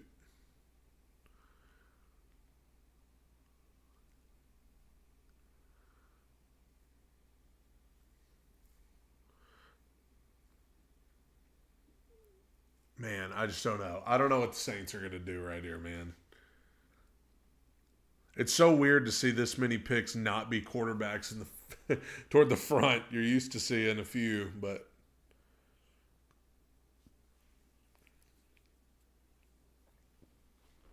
all right, Saints pick is in, and Tet McMillan's just now on stage posing. Why do I feel like they're going to take another commercial break before the Saints make their pick? Zeke thinks they'll wait till round 2 and take Jackson Dart. And our teammate Teddy Bruschi is celebrating as Terrell McMillan is the first Arizona wide receiver ever selected in the first round of the NFL draft. So an interesting move here by a Carolina team. This was the first thing we've seen that had not been forecast pretty much anywhere that I'd looked. Well, because we thought Carolina was going to go defense. But I get the fact, really, they're trying to help the young quarterback. Ted McMillan just looks a little small, man. Looks a little tiny. Thank God we have Booger McFarland here to tell us all about it.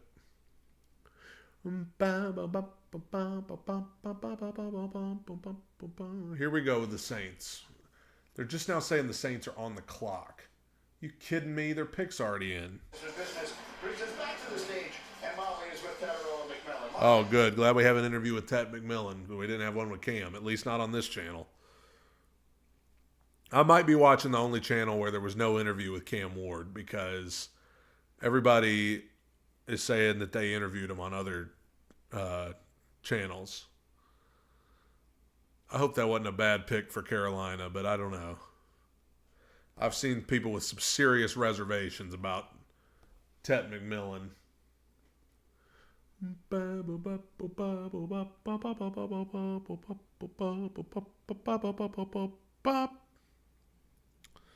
Captain, are you the one that's at the Nissan Stadium for this?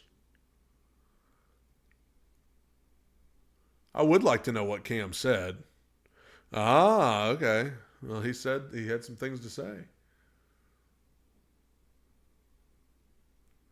The Saints have not drafted a first-round quarterback since 1971, folks.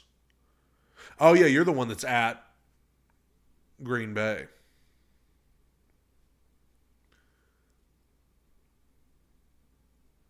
So I'm guessing the Saints have got to be going offensive line or something. I see similarities to Drew. Coming out, large strength question, similar size, right? He was going to go to Miami, didn't he? Got the shoulder, right? He ends up in New Orleans, wins a Super Bowl, right? You think about where we are right now with Shedeur Sanders in this pick. I remember a few years back when the Saints traded up in the first round, thought it was going to be Lamar Jackson. It was Marcus Davenport, defensive at San Antonio.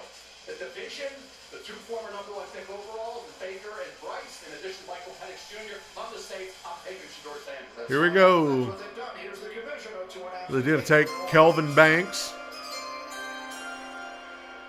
With the 9th pick in the 2025 NFL Draft, the New Orleans Saints select Kelvin Banks Jr. There you go. Tackle, Texas. I told you we were probably about to get a bunch of picks that were offensive line. Those tend to be boring, but they are necessary, of course, because, you know, the Saints, who I guess will have Derek Carr, I suppose will have Derek Carr. Maybe. It depends. I mean, there's all sorts of reports out about him, but Kelvin, that's a big old boy. That baby is fighting for their life sitting next to him. So now it's the Bears on the clock. The Bears, could the Bears maybe go one of those tight ends? Tyler Warren, maybe? I don't know, man. The Bears probably need to go offensive line too. I mean, my gosh. Their offensive line was terrible last year, which there's a lot of terrible offensive lines in the league, not the least of which is our Tennessee Titans. Maybe the worst of the worst. So only is Ted McMillan. Well, I guess technically Travis Hunter and Ted McMillan. So we've had 1.5 wide receivers taken so far.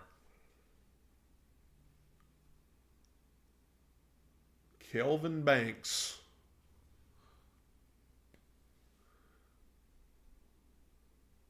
Would be fitting for the Saints to take Arch Manning next year, since the last first-round quarterback they took was Archie Manning, I believe. Who am I hoping we get in the second? I still want to go wide receiver in the second round, but I don't know if they're going to. Based on everything I've heard, sure seems like they're gearing up to go another direction. I mean, they signed Tyler Lockett last night. They still got to draft a wide receiver at some point, but I don't know if they're going to do it tomorrow because I don't know. It depends. I mean, I would love if Ebuka would fall to the Titans at 35. I just don't believe he's going to. I still like Luther Burden, but a lot of people think that,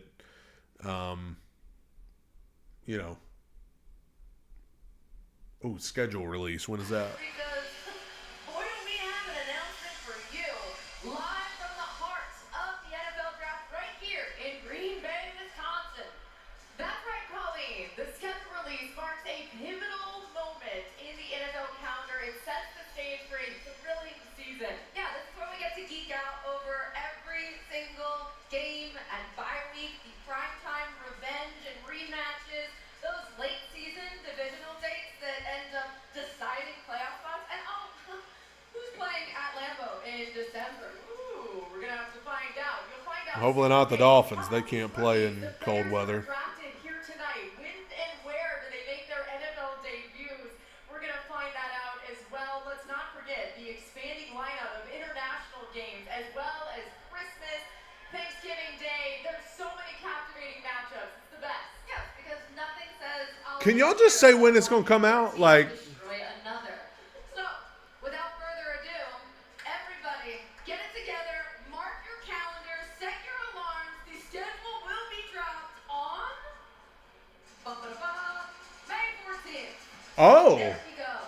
that's a lot sooner than I thought. May 14th is when the schedule release is. Isn't it usually a lot later than that? I feel like last year it was like July. Tune into NFL Network as well as ESPN 2 much. Full coverage of the thrilling 2025 matchups. May 14th just around the corner. I know. I wonder if Cam Ward will cause the Titans to get a couple more primetime games. Because we had the one Monday nighter last year where it was a doubleheader with another game. Is that not a lot sooner than normal? May 14th is when they're sending out the schedules. I feel like it's always a lot later than that, but whatever. I'm going to say the Titans have a couple of prime times just because they drafted a quarterback with the first pick.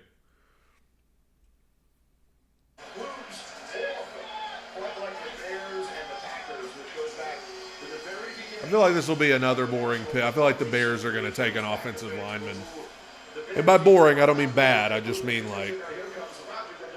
Chicago selection at 10.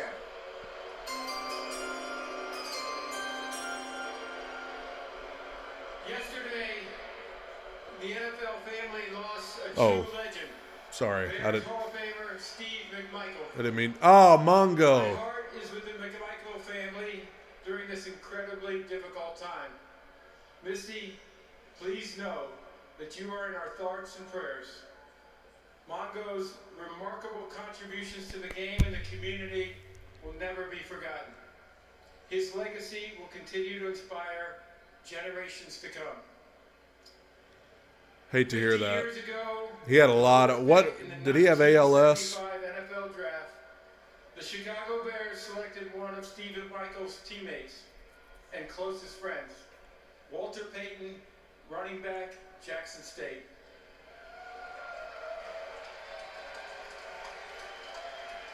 Walter would go on to rush for nearly 17,000 yards. Not sure yet, Holly. 110 touchdowns over 13 seasons, all with the Chicago Bears.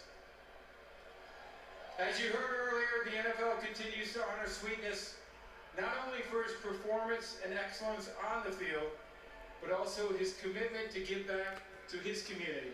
How did we go from talking about Steve McMichael's passing to talking about Walter Payton? So with the 10th pick in the 2025 NFL Draft, They're booing like crazy in Green Bay. the Chicago Bears select Colston Loveland, Oh, wow. Michigan. They took Colston Loveland instead of Tyler Warren? Wow. I can't believe they took Colston Loveland instead of Tyler Warren. I mean, Tyler Warren has a better tight end than Colston. I mean, Loveland's good. I mean, I think he was one of the 5 best available players, but I would have taken Tyler Warren ahead of him. I guess we'll see how it works out for Chicago. Not a bad pick. I just would have thought Tyler Warren would go ahead. San Francisco is on the clock, and their pick's already in. I still can't believe how bad the 49ers were this past year. I mean, they were expected to, be Super Bowl contenders, and they were just awful. Colston Loveland to the Bears. Yeah, Shedeur, I feel like Pittsburgh's the only team left in the first round that might take him. I mean, I don't see any other team. If Pittsburgh doesn't take him at 21, I don't think he's getting drafted till tomorrow.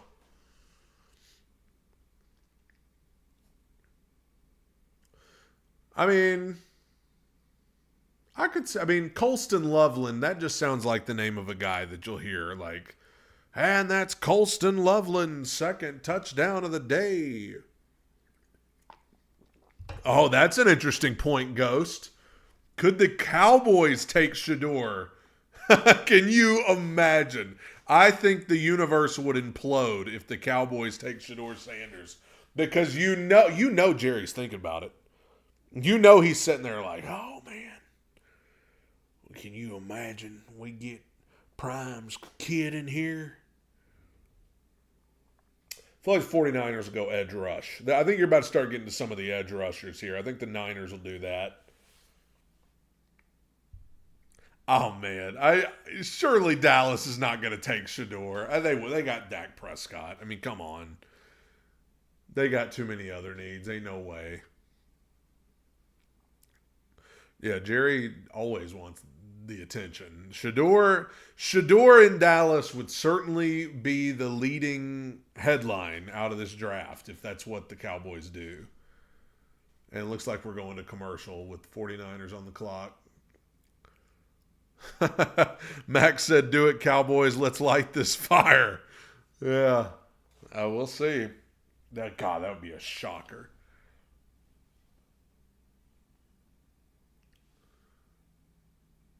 Well, so we're through the top 10 now. Obviously the Jags trading up and getting Travis Hunter, that's a shocker.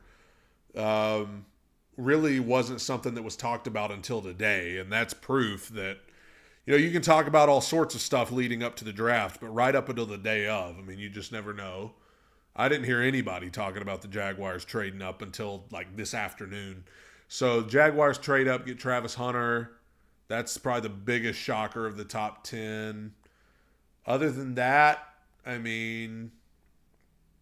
Nothing. I mean, everybody knew Abdul Carter was probably going to the Giants, the tackle to New England. I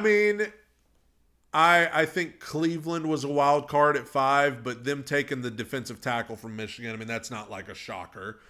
Ashton Genty to the Raiders, I still love that pick for them. Will the Titans trade back into the first round? I doubt it, but we'll see. Yeah, I would say the biggest shocker is absolutely the Jaguars trading up. That's a big shocker, the top 10. A little bit surprised. I mean, it's not a shocker, but a little surprised the Bears would go tight end and take Colston Loveland over Tyler Warren. That's surprising to me, but not like shocker. The biggest shocker is not showing the Cam Ward. Good Lord. Number 1 pick in the draft. ESPN, worldwide leader in sports, doesn't show his interview. I mean, what are we doing? What are we doing? Cameron Jefferson said, I could see the Browns trading back up to the late first round. I don't know. I mean, if they want Shedeur tomorrow, and if it gets past Pittsburgh and Pittsburgh doesn't take him, if you want Shedeur, I don't really see any need to trade up, because you can just, I think they have the first pick of the second round tomorrow, so you can just get him there. But I'll just be interested when Pittsburgh's up to see if they do it. But we still got 10 picks before Pittsburgh goes. Titans very well may draft an edge rusher tomorrow night. I could totally see that and wouldn't complain at all. That's the right thing to do.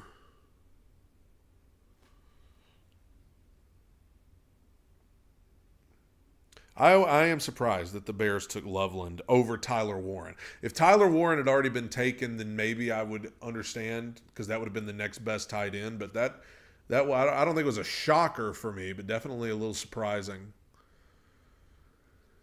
All right, can we come back from this commercial and get the 49ers pick in? I feel like The San Francisco 49ers are on the clock at number 8. the 49ers are not taking Shedeur. Shedeur's trying to act like he's not worried about the fact that he keeps falling. He's dancing. He's grooving. He's got his couch with the legendary pillows. See, these next quarterbacks, I mean, I just don't see. I mean, what about Arizona at 16? Could they go Shedeur? Because Kyler, I mean, it hadn't really worked out with Kyler. Seahawks at 18. I mean, they got Darnold, but do you go ahead and probably not? I don't see any of those teams drafting Shedeur. The Pittsburgh Steelers at number 21, but there are no assurances that the Steelers take him. And if they don't take him at 21, then it's possible Shedeur Sanders could slip out of the first round and into the second round on Friday night. All right, Chef, thank you very much. And obviously, at any point, a team could wind up trading up and in, so we'll have to wait and see how this unfolds. It's going to be interesting to see if Shedeur lands anywhere tonight. Please direct your attention to the main stage video screens for a special message from United States service members stationed at Yokota Air Base in Japan. Okay. Hello from United States Forces Japan. I'm Sergeant Mitchell Johnson. I'm here with service members from the United States Army. I'd like to see him try to trade down, Corey. Not too far, but I'd love to get into the third round. We're grateful for the opportunity to partner with the NFL Salute to Service and the USO in introducing the San Francisco 49ers 2025 draft pick. With the San Francisco 49ers draft pick, back to you in Green Bay. Appreciate our military men and women. USA, USA, USA.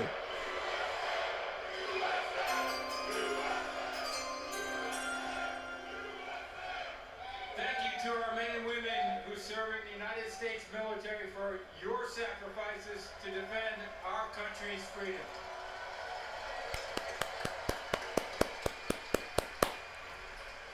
With the 11th pick in the 2025 NFL Draft, the San Francisco 49ers select Michael Williams. Ooh. Defensive end, Georgia.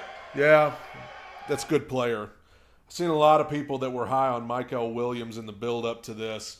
And I'll tell you, I felt like we're about to start seeing some edge rushers fly off. I mean, it's pretty much because I live in the state of Alabama where college football is king around here.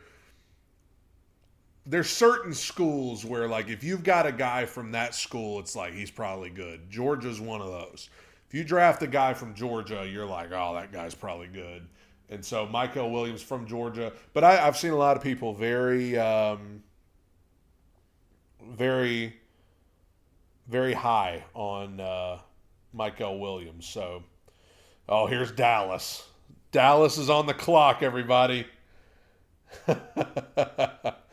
Oh, man. Luke says it's so refreshing not seeing Alabama players get picked in the top 10. When is are there any Alabama players projected to go in the first round? Gotta be. Isaiah Wilson. Yeah, that's true, Eli. It is not automatic that when you draft a player from Georgia, they're going to be good. Perfect example, Isaiah Wilson in 2020, one of the worst draft picks of all time, made by our Tennessee Titans.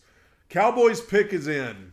What is Dallas going to... I mean, anything to do with Dallas, I'm just like, what the heck are they going to do? I mean, the Cowboys always do something stupid. I doubt the Cowboys are drafting Shador, but that'd be hilarious. I mean, I will cackle if the Cowboys... That's right, Luke. Alabama does have that guard that's probably going to be taken at some point. That's a good pickup for San Francisco. I mean, if anything, you saw in the NFC this year, you can really go... I mean, you can win a Super Bowl with a dominant defensive line. That's what Philadelphia did, so... All right, Dallas. I don't know. I mean, what does Dallas need? They need... I mean, they've got Dak. And I know people give Dak a hard time, but, like, Dak's a fine quarterback. It's not like he's, you know... Are they already coming out here to... Oh. Looked like they were already coming out here to say who the Cowboys had picked. I should have known that wasn't going to happen. Corey says if... Oh, here we go. With the 12th pick in the 2025 NFL Draft, the Dallas Cowboys select Tyler Booker, guard, Alabama. There you go. There's an Alabama player. He was the first team All-American that just turned 20. So they get the guard from Alabama, Tyler Booker. I thought they were going to say Tyler Warren. When he said Tyler, I was expecting him to say Tyler Warren. But there's your Alabama player, probably the lone Alabama player going in the first round. Tyler Booker, the guard, going to Dallas. It's always funny because when the Cowboys are up, I always expect them to take like a wide receiver or a running back or a quarterback because they always take the positions that are like flashy.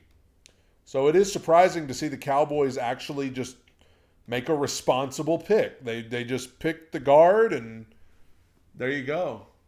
Tyler Booker, that's a big boy, and he is ready to get out there and celebrate. And now the Miami Dolphins. Somebody mentioned a little bit ago that the Dolphins, I mean, the Dolphins definitely have some uncertainty at quarterback too. I mean, Tua can't stop getting concussions. He's not good at playing in cold weather, but I don't think Miami would take Shador Sanders. I just don't think that's going to happen. Tyler Booker is very excited to be a Dallas Cowboy, ladies and gentlemen. He is just grinning from ear to ear, picking up Roger Goodell. Yeah, Tyler Booker pairing up with Tyler Smith.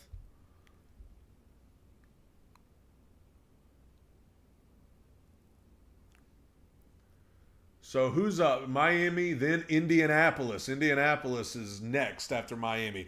I hope the Colts make one of the stupidest picks, but I just know, you know what's going to happen. Can I tell you what's going to happen? Let me just give you the crystal ball into the future. The Colts are going to take Tyler Warren, the tight end from Penn State, and he's going to have 15 catches for 150 yards and 2 touchdowns every time they play the Titans. Every time. They're going to take Tyler Warren, and he is going to eat the Titans alive. Tyler Warren is the most Indianapolis Colts tight end, the most Dallas Clark.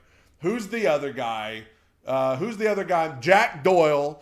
He is the most Colts tight end ever, and that's who they're going to take unless the Dolphins take him right here, which I don't think they will. So you just know, the Colts are going to take Tyler Warren, and he is going to eat us alive twice a year. You just know it. I'm having flashbacks of Peyton Manning throwing it to Dallas Clark over the middle, automatic, every single time. Now, granted, the Colts do not have Peyton Manning anymore. Anthony Richardson is a far cry from Peyton Manning. It's like going from a filet mignon to like an airhead. So I wonder why certain teams, when they're on the clock, they have like 8 minutes, and then like Dallas had 2 minutes.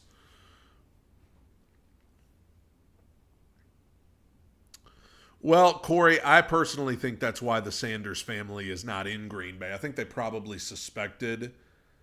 I'm talking about like the Airheads, the candy Airheads. Oh, good. Tyler Booker, a guard going to Dallas at number 12. He gets an interview on ESPN. You want to know who didn't get an interview on ESPN? The number 1 pick in the draft.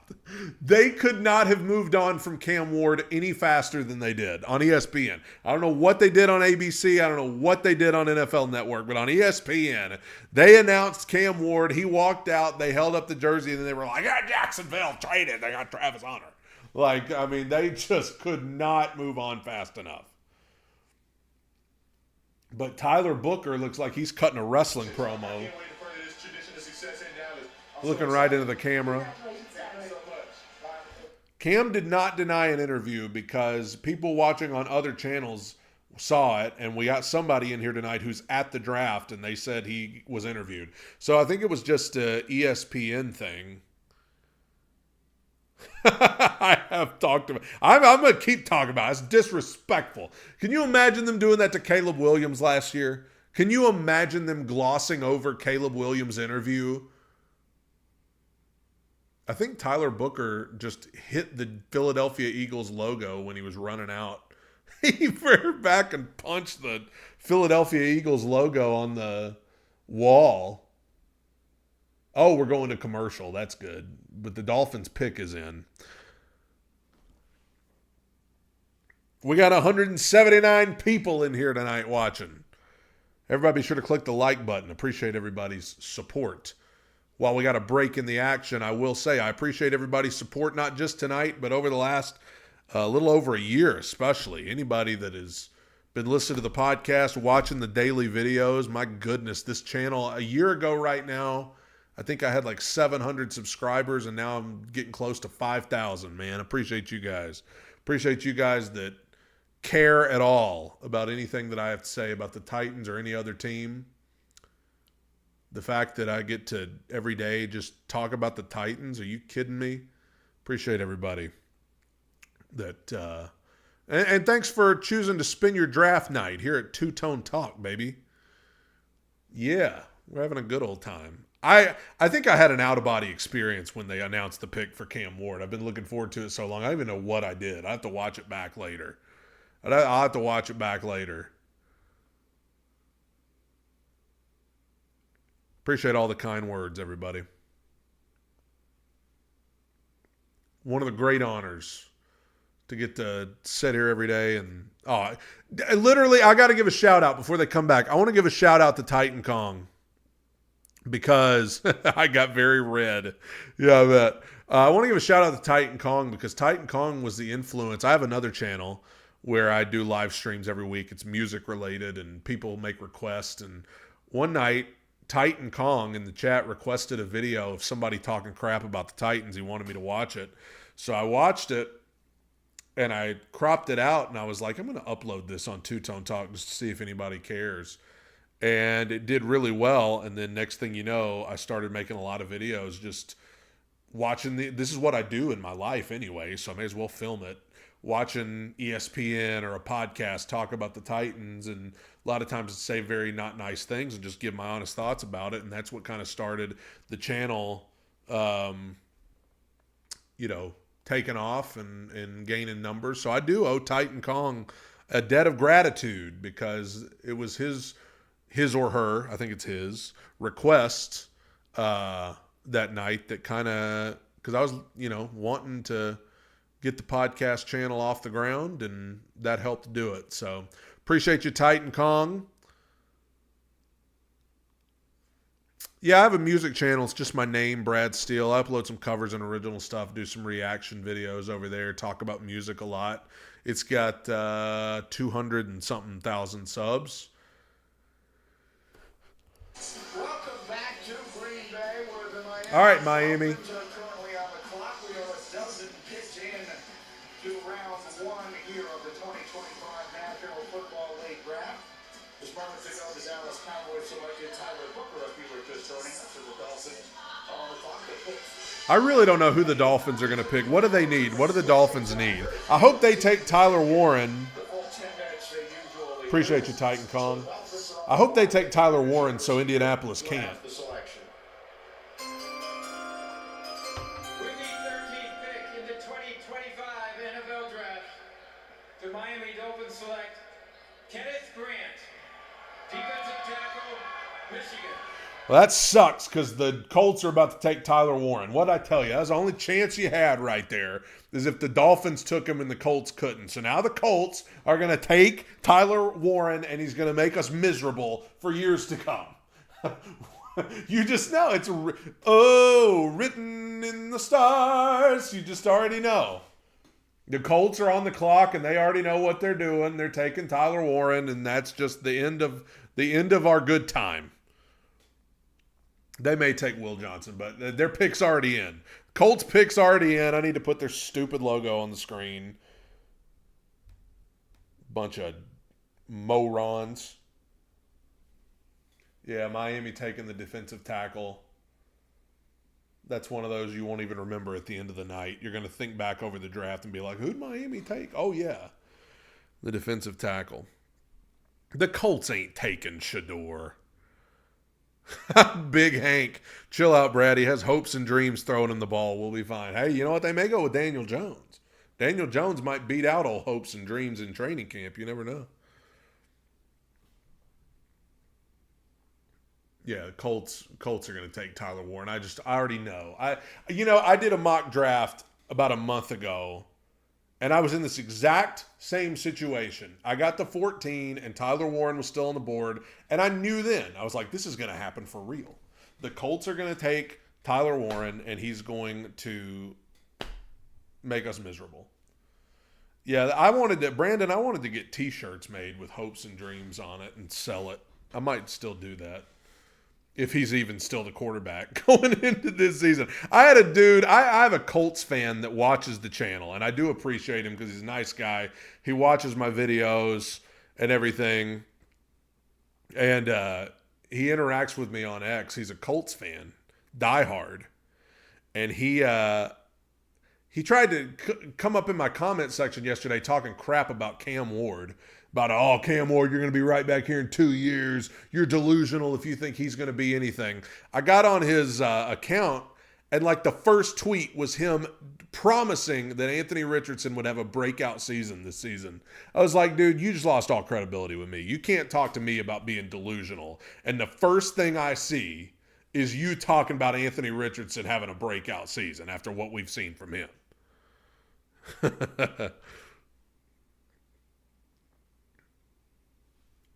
Who the Colts taking? Direction they go. Here's the commish.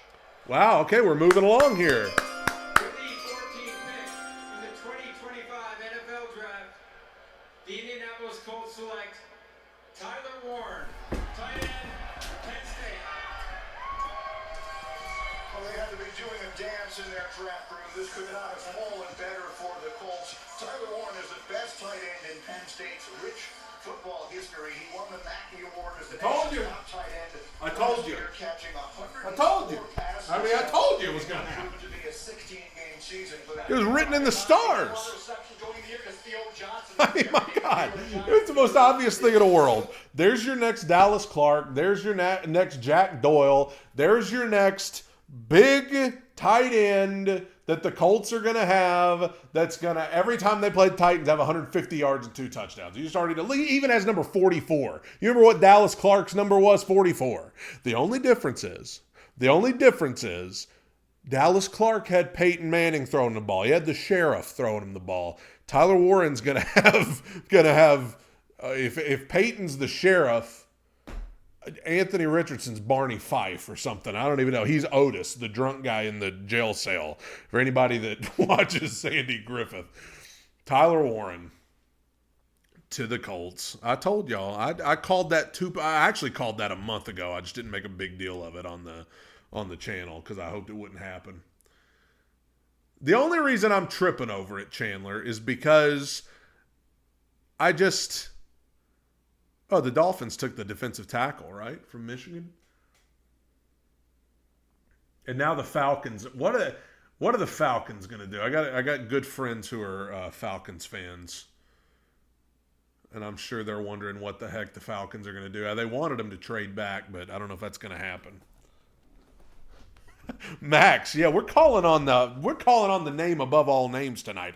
I called on the Lord to help Cam Ward be good for Tennessee earlier, and now you're calling on him to make Tyler Warren be bad. That's great. That's a good point, Brandon. Could we see a Kirk Cousins trade? Huh. Interesting. Yeah, I mean, the Falcons got to figure out what they're going to do with Kirk Cousins because, I mean, Cleveland, they took Mason Graham earlier. They still need a quarterback, and they still could get Shador later if he doesn't go to Pittsburgh here in a little while. But Will Johnson, that's a pick that could make sense for Atlanta here.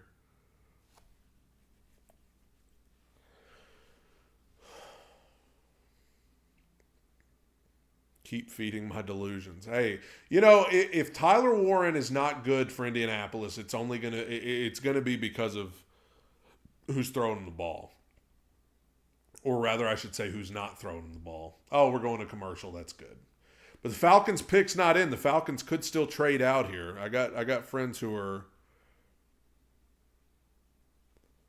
Well, Hank, it was a weird moment because I was so excited about the Titans picking Cam Ward, and then immediately ESPN just ditched it. ESPN was like, Titans pick Cam Ward. Anyway, the Jaguars have traded up, and then it was just all about that from then on. So it was a weird moment. I think I blacked out. I've been looking forward to this moment for months when the Titans picked Cam Ward, and I was not going to let the Jaguars steal my joy, all right?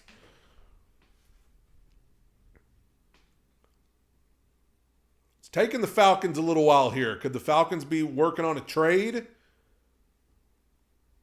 Well, Brandon, depending on what network you're watching, you did see the interview. And whoa is going to bring it up every time I bring it up. I'm still mad about it. Like, it's ridiculous. They would never. Like, you imagine when Joe Burrow got picked first overall. Can you imagine them not airing his interview? I mean, come on. I don't think they would do that, Max. I agree with you, B Ravens won. They did get a steal, but it doesn't matter. They have Otis from Andy Griffith as their quarterback. They had the sheriff, and now they've got the town drunk. I'm not actually calling AR a drunk. I think he's a good guy, but Otis on Andy Griffith's show is the town drunk. That's what I'm referencing there. The Feel Free song, that I replaced it, but it is available on all digital platforms. If you look up Brad Steele Feel Free, it is on all digital platforms everywhere. You can hear it anytime. But I wanted to replace it with something else, something more Titans related. But the song is available on streaming platforms. Brad Steele Feel Free is on there. For those of you who don't know, I am a singer and songwriter as well. So if you are into, I write different styles of music. I write a lot about my faith, but I also, I've written a song called Music from the Old Days and released it, a nostalgic tune about listening to music from the old days. A song called Just Be Bored, about looking back on your good memories of life and things like that. Feel Free, which used to be the lead-in song for the podcast. It's all on Spotify, Apple, wherever you listen to music, YouTube. If you're interested in that sort of thing, you can look up Brad Steele, Steele. If you want to listen to some of my music. I need to plug that more on the podcast. The Falcons have still not sent in a pick, and they've got a minute and a half. Are they trading or something? What's taking them so long? I usually have somebody that produces it for me. I don't trust myself to actually produce it without some help. I can co-produce, but I mainly write and record. All right. Atlanta has a minute left. They still ain't sent the pick in. What gives? What y'all doing? Sanders, where they wait until he falls in their lap, right? That'll be interesting, because guess what? He will come back to haunt some of these organizations and pass with them. Count on that. The ESPN Draft Day predictor surprised, perhaps, that Shador Senator has Bro, drafted yet. Shador's trying to act cool about it. Shador's trying to act cool, calm, collected, like he ain't sweating a little bit. Like, why am I still sitting here? I mean, the Falcons have 35 seconds. They got 35 seconds. What is happening here? Okay, there it is. The pick is in. So they did not trade. There's not going to be a Kirk Cousins trade right now. So, Falcons pick is in. I thought that too, Cody. That was the longest it's taken so far tonight, but they didn't trade. So I'm going to say the Falcons.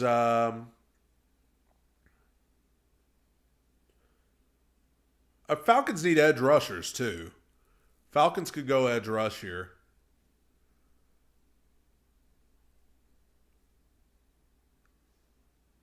Bum, bum, bum, bum, bum, bum, bum, bum, bum. Will thinks the Browns or Raiders are picking Sanders. Cam does play both teams this season. Ooh, yikes. Yeah, I mean, I think the Steelers are. He has to get through the Steelers first. Because you want to get drafted as high as possible, because there's some satisfaction that comes with that. But where you go ultimately is what matters even more.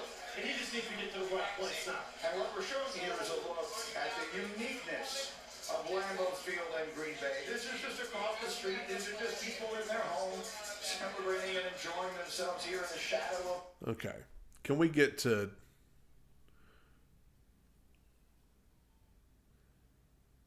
I mean, what are we doing here?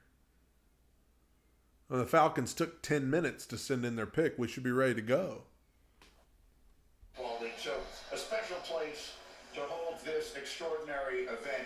So the Atlanta Falcons, again, a team that has struggled on defense, struggled for pass rush. One of the few teams that has used all of its allotted time so far to give us all an opportunity to catch our breath. But I'm told that Roger Goodell has the pick in hand and is making his way to the stage now. So the Falcons will announce their selection here. It will be Atlanta, then the Arizona Cardinals on the clock after them. I still say Arizona's a sleeper team to get Shador. Not likely, but I could. All right, who is it for Atlanta? With the 15th pick in the 2025 NFL Draft, the Atlanta Falcons select Jalen Walker, defensive Oh. end, Georgia. Well, there he is. That's a name we expected to I hear mean- earlier. He won the Bucs Award last year, the nation's best linebacker, 61 tackles and 6.5 sacks for the Bulldogs as they won the NFC. There you go. I mean, he was the second best player available. So I can see that. I mean, Atlanta's got to do something on the defensive side of the ball. They need some help there. I wonder what Atlanta's going to do about Kyle Pitts. Kyle Pitts is, I mean, what's the deal with him? He's just never going to pan out, I don't guess. I still say, I don't think it's likely, but I could see Arizona being a sleeper team to get Shador. Just because, I mean, Kyler Murray is, pretty suspect. He's having trouble there in Arizona. Could you draft, would it be too much of a long shot for Arizona to get? Probably. Jalen Walker goes to the Falcons. I guess that's a good pick for them. That's the thing, Max. I feel like a lot of these teams, it's the same. All of their needs are just like, okay, we need edge rushers and offensive line. I feel like that's most of the teams in this spot. It's just like, I really thought Atlanta might get Mike Green from Marshall, but they went Jalen Walker. Like I said, he was the second best player available behind Shador. It's going to get intense when Pittsburgh's on the clock, because that's going to be when everybody's thinking it may be Shador is number 21. That's when it's going to get intense. Bump, bump, bump, bump, bump. And you already know the Chiefs are probably going to pick somebody at 31. It's going to just be a superstar. You already know. They're going to, I guarantee you know what they're going to do? I guarantee you Kansas City is going to take like Ebuka Ebuka or Luther Burden, and they're going to go to Kansas City and lead the league in yards or something. But I do agree with Kane. I mean, if you're wanting the Titans to draft a wide receiver in the second round like me, we've still, we're about halfway through the first round, and we still haven't seen Ebuka Ebuka, Luther Burden, some of these wide receivers. I mean, I think the only wide receivers so far are Tet McMillan and I guess Travis Hunter. So, I mean, we still got a ways to go. We'll see what happens here late in the first round. But, I mean, for all we know, the Cardinals could take a wide receiver right here, They took Marv last year, so probably not. And I still think it's a crime that they couldn't figure out how to use Marvin Harrison. I mean, yeah, they're talking about Mel Kiper. I mean, I like Mel, but he also said the Titans should pass on Cam Ward because he still believes in Will Levis. I mean, he's still mad the Titans didn't stick with Will Levis. He's still on that train. And Mel Kiper has been a big Shador Sanders supporter through this whole thing. And here's the thing. I think Shador can be good. I just think if you're the Titans, for example, and you got the number 1 pick in the draft, I feel like it's just too risky to use that on Shador. I mean, I think you go with the sure thing, and the surest thing is Cam Ward. Cardinals pick is in, and Mel Kiper's here. He's the go-to guy for the second ball. I was surprised kind of a little bit. Went ahead of Matthew Gold. Matthew Gold, the Houston Cougars, outstanding. That's an interesting name, Matthew Golden. How do you guys feel about him? That's a guy Mel Kiper's been high on. He was saying he would have taken Matthew Golden ahead of Tet McMillan, who the Panthers took at 8. That's interesting. Eli is a big fan of Matthew Golden. I feel like Matthew Golden is not, who knows? Could Arizona take him right here? How did my face get so red? I don't know. I think it's the lighting. Either that or it is very hot in here. I will say that.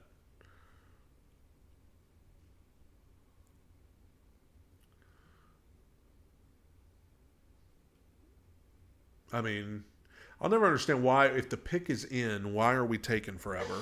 It needs some Google on the inside. We'll pick up one time Doc Sweat from free agency.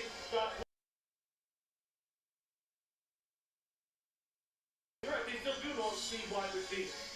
And they drafted one obviously last year high in the draft, and Marvin Harrison Jr. had something of an up and down season in his first year there with Arizona when their quarterback Kyler Murray. So the Cardinals pitch is in, and the commissioner is making his way to the stage for the announcement. All right, here's Arizona's pick. At 16. With the 16th pick in the 2025 NFL Draft, the Arizona Cardinals select Walter Nolan, defensive tackle, Mississippi.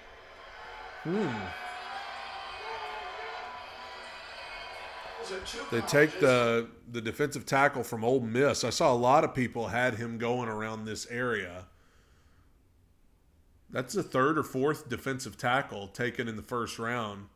So, I mean, hey, if you're a Titans fan, you love seeing all of these picks that are not edge rushers and not wide receivers. That's what you want to see for the rest of this is let's get some picks that are – I mean, Cincinnati, they're next. They're not going to take a wide receiver. I mean, my gosh, they've got Jamar Chase and T. Higgins. So, if you're looking to tomorrow for the Titans, you want to see a bunch of people that are not edge rushers and not wide receivers taken so that you can have your pick tomorrow.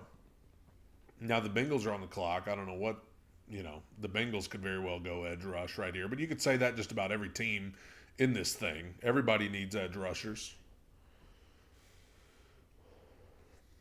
Yeah, Walter Nolan to Arizona. I mean, that was a guy that a lot of people, like I said, I feel like in every mock draft, he was usually mocked around going somewhere around here. Whoops. But yeah, Bengals are probably drafting a defensive player. I would be very surprised if they don't. Justin asked, will Cam Ward be able to wear number 1? I mean, Warren Moon said he would give him permission, but I just feel like I wouldn't do that if I were him. Like, you come in here and you immediately ask, like, hey, legendary Warren Moon who had your number retired, let's bring that back so that I can wear it.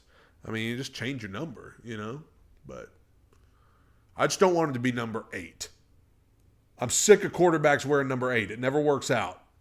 Marcus, Will, no more number 8s. Hadn't seen any trades since the Jacksonville trade, by the way. I'm going to, while we got a second here, I'm going to look and see if my old buddy Hacker, who's Cam Ward did tweet, everybody. Cam Ward tweeted an hour ago and said, forever humble because I know what it's like to be at the bottom. Let's repost that. Hey, man, he's a fighter. He's worked his way up, and now he's the number 1 pick in the draft. Here's the clip of Borgonzi calling him. I'll watch that later. We're on commercial, so I got a second here. My buddy Hacker, who does radio in Jacksonville, has not posted anything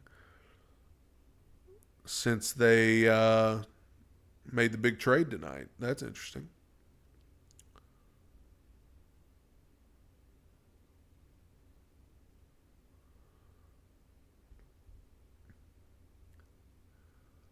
Well, I always feel bad. I mean, these guys are always sweating like crazy when they get picked because they're wearing suits. They're all, I mean, most, especially the linemen, they're big guys. They're wearing suits. They're stressed out, so of course. Bengals pick is in. Man, if Cam Ward could just turn out to be like Joe Burrow, man, I'd be thrilled. Joe Burrow. I still think when Burrow's healthy, I think he's the second best quarterback in the league. I'd put him ahead of Allen. I'd put him ahead of Jackson, Lamar Jackson. Only one I wouldn't put him ahead of is Mahomes. But, I mean, I think Joe Burrow's a monster when he's healthy. That's the key. And that maybe, I mean, could the Bengals go offensive line? Because, I mean, I feel like they always have issues with their offensive line. So, I mean, they could use pick on that, I guess. I don't know what their situation is. Yeah, I'll be watching all of the Cam Ward interviews later. You can better believe that. I've said it before, Hank, man. I get the comparisons to Steve, but I hope he's even better than Steve. I feel like Steve would say that. I hope he's better than Steve, I don't want his ceiling to be Steve. I want him to be even better than Steve. And that's not a knock on Steve, but I want him to be better than everybody. I want him to be better than Dan Marino. I want him to be better than John Elway. I want him to be better than Favre and Manning and Brady and everybody. But I get I will say I get the comparisons to Steve because, it is similar, the play style. And I mean, Steve's an icon, But Steve, it's been over 2 decades since Steve played in the NFL. It's a different NFL now. A lot of the times when Steve did play, all the injuries he played through, that wouldn't even happen today. They wouldn't let Steve play in today's NFL because he was so hurt all the time. But I do see the comparisons that people make. I get it. All I said whenever, about a month and a half, 2 months ago, I did a video about it. I said, I just hope he's even better than Steve. And people got offended. I was like, no, there's no bigger fan of Steve than me. I got a picture of Steve on the wall over there. Like, Steve is the reason he's the player that got me into all of this. So it's not a knock on Steve. I was saying, like, of course, I want Cam to be even better than him. You know? He's Tennessee Titans royalty. The Cincinnati Bengals, a team that lost Sam Hubbard, a defensive end, to retirement all season. They're still talking to Trey Hendrickson about a new contract. Oh, that's a good point. They could go edge rush because Hubbard left. Hendrickson, they're still working on. Spot for more pass rush help. Hi, Chef Duzan here, and that Bengals pick is in. They have the 3 big players to deal with during this offseason, and thus far, Hendrickson is the one they have not. They're taking care of. Here comes Roger. So the offense looking good. The defense, major questions. Here's the commissioner to announce the 17th pick as we begin the second half of the first round. He had to let the band finish playing Sweet Caroline. And here's the selection. They're going to boo him all night. In the 2025 NFL Draft, the Cincinnati Bengals select Shamar Stewart. There you go. Texas A&M. I told you they'd probably go edge. All right, so he was a top 10 national recruit coming out of Miami. Well, I mean, I understand. I just said if you're the Titans, you want to see players that are not edge rushers and wide receivers go. But I mean, this was a guy, Shamar Stewart, I don't think anybody expected him to still be around. I mean, I think he was mocked as going, you know, around here every mock draft. So, I mean, I don't think people expected this guy to still be there. So, the names, I mean, if James Pierce does not go, Tennessee needs to be on the lookout for him. I mean, there are others too. I like Landon Jackson from Arkansas. And like I said, Cincinnati needs edge rushers, so there you go. Seattle is on the clock. And speaking of Seattle, let's take this moment to remind everybody the Tennessee Titans have signed a former Seattle Seahawk. Tyler Lockett announced last night on X he is officially a Tennessee Titan, another veteran wide receiver. Does not change the fact that the Titans wide receiver room needs youth. They need young guys. But, you know, they got Tyler Lockett, a good, durable, you know, reliable veteran wide receiver, consistent. And so I'm not going to say it solves everything. I'm not going to say that it moves the needle in a huge way, but, you know, another veteran wide receiver, and then you draft somebody at some point here in this draft. And so Titans are slowly trying to figure out the wide receiver thing. I think having Calvin Ridley there as your wide receiver one at least helps take some of the pressure off, but now you got Tyler Lockett as well. And so on that note, the Seattle Seahawks are on the clock with the 18th pick after the Bengals have taken Shamar Stewart from Texas A&M. Seattle with Sam Darnold is going to be their quarterback. We are inching closer to the Pittsburgh Steelers at 21, by the way. Could that be Shedeur Sanders o'clock? We'll see here shortly. But Seattle, yeah, they've got... Oh, good. Glad Shamar Stewart. Shamar Stewart gets an interview on ESPN. New edge rusher for the Bengals. He gets an interview as the 17th overall pick. ESPN still ain't aired the interview with the number 1 overall pick. Dang it. Gosh. Still makes me mad. If there's any other team, wouldn't do it. If there's any other team, wouldn't do that. But it's Titans, so who cares? Let's just go ahead and not even air the interview. Dang it. Seattle's pick is in, so still no trades since the Browns-Jaguars trade. I suspect we might get some trades here late in the first.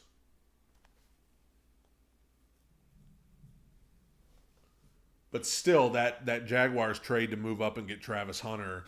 And keep in mind, let's just go back, like, Jaguars move up and get Travis Hunter. That's a bold, aggressive move. But now the Jaguars don't have a first-round pick next year. Remember that. they gave the Browns their first round pick for next year for Travis Hunter. So, if the Jaguars come out this season and they're not good, if the Jaguars come out and they go 4-13 and they have a top 5, top 6 pick, Cleveland's getting that pick. So, it's I understand Travis Hunter's a great player, but that's still risky for Jacksonville. Because, man, you gave up your first rounder. And for those that might have missed it, they said the Giants tried to do that with the Titans. The Giants offered their first rounder next year to move up and get Cam Ward, and the Titans declined because they wanted Cam Ward. They believed in him, man. I think the Titans have had their mind made up on Cam Ward for months. And they just had to drag it out because they didn't want to give it away too early. That's my personal opinion. Appreciate you keeping up with it, Cody. That's right. It could cripple Jacksonville if they're still not good. All right, Seattle's pick is in. First round in the common draft era is 3. We'll see if those start. But here's the commission. With the 18th pick in the 2025 NFL Draft, the Seattle Seahawks select Gray Zable, guard, North Dakota State. So there it is. Well, there's your Now that is what you call a boring pick right there. Gray Zable, a guard from North Dakota State, going to Seattle.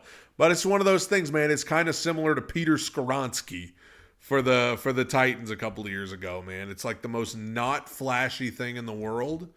But, hey, you got to have it. Got to protect Sam Darnold. So, I get it, man. Gray Zable going to Seattle. Zable in Seattle. But, I know how Seattle fans feel. I know what it's like to sit there all night waiting for your team to pick, and then they pick, and it's Gray Zable or Isaiah Wilson. Ugh. So now the Tampa Bay Buccaneers are on the clock, and after this we'll be into the 20s. Tampa Bay, and yeah, that's another pick that's not an edge rusher or a wide receiver. Tampa Bay, Tampa Bay's got Mike Evans and Chris Godwin back because of course they do. That I feel like that pairing has been in Tampa Bay for 18 years. So on one hand, their wide receiver room needs some youth, but it's I don't know. On one hand, having Mike Evans and Chris Godwin is this could be where you see James Pierce go right here, and I hope I'm wrong. We're going to commercial, so we'll check X, see if anybody's saying anything about people are tagging me in the interview with Cam. I have no doubt that it happened. I just want to know why ESPN didn't air it. Come on. Oh, here it is. An underrated prospect with no FBS offers out of high school. Now, you're the number 1 pick in this year's NFL draft. What stands out most from your journey to this point? I just thank God, man.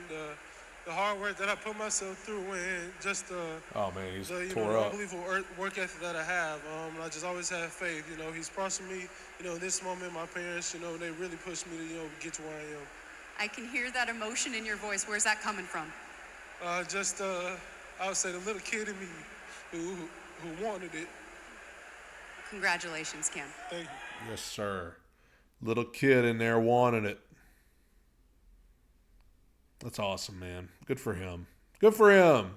Really, what a rags to riches story for him to, like she said, got no offers coming out of high school from the FBS schools, and now he's the number 1 pick in the draft, dude. That's just working your butt off right there, man.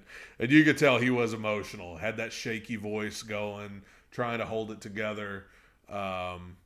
Which is interesting because I don't know if I've seen anybody else get that emotional, but I'm excited for him, man. Not just because he's I mean, especially because he's with the Titans. But I'm excited for him, man. What a story. What a story he's got. And that's the kind of guy, man, you want the guy who has overcome the odds. The guy who started from the bottom, now we here. Like, that's the kind of guy you want. So, good for Cam and good for the Titans, man. The Tampa Bay countdown clock has stopped at 4:55 and is no longer moving.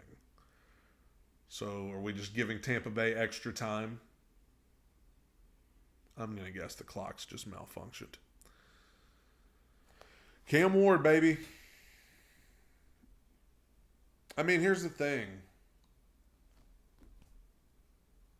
You look at the rest of the division, like Trevor Lawrence, I'm not just trying to be funny, but like Trevor Lawrence is still yet to live up to the hype that they had for him. Anthony Richardson, give me a break.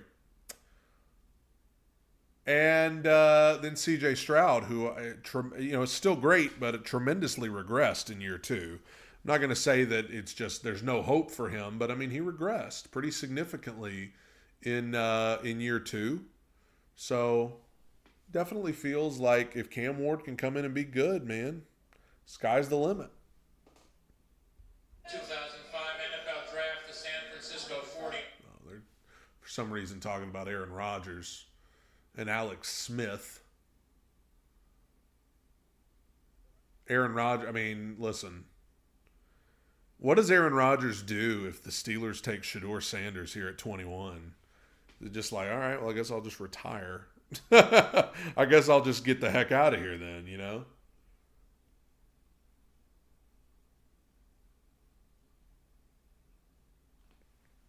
Which he may do anyway. Shedeur Sanders, he is he's got a 7% chance to still be available after the Steelers go, I guess. Is that what they're saying? I don't understand. The Bucs pick is in, and I'm nervous the Bucs are going to take James Pierce. I'm nervous the Bucs are going to take James Pierce right here. I had a feeling James Pierce was not going to be there tomorrow when the Titans pick, but you just, you still try to hold out some semblance of hope.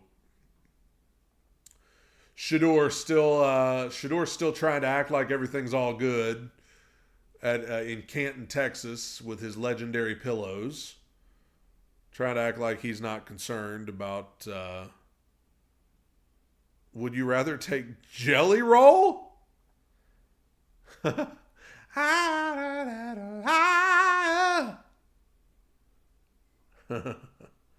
Jelly Roll. All right, Tampa Bay. Shedeur with his legendary father and longtime coach, Deion Sanders, been his coach all through his life. But the Buccaneers are on the clock right now. Here comes the commissioner with the 19th selection. Still booing Goodell.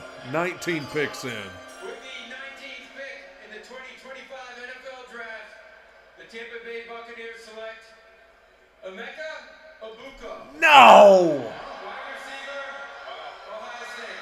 That's a little bit of a No! We thought they might go defense, but if you think of all the great pass catchers Ohio State has sent to the NFL, even though Dang. years, consider I mean, I knew he wasn't still going to be there tomorrow, but I was holding out hope. That's a surprise, though. I mean, Tampa Bay, they already have Mike Evans and Chris Godwin.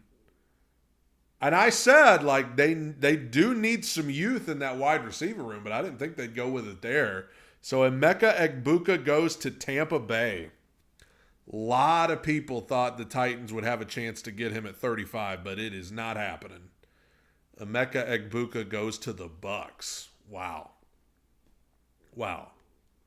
Not what I was expecting. Hey, Will Johnson still has not been taken, by the way. That's interesting. But if you're looking for good news, James Pierce is still available. But Emeka Ebuka is not. Man, that is not something that I saw coming. Tampa Bay taking him. Wow. I mean, I did mention them possibly taking a wide receiver, but I didn't think they'd actually do it.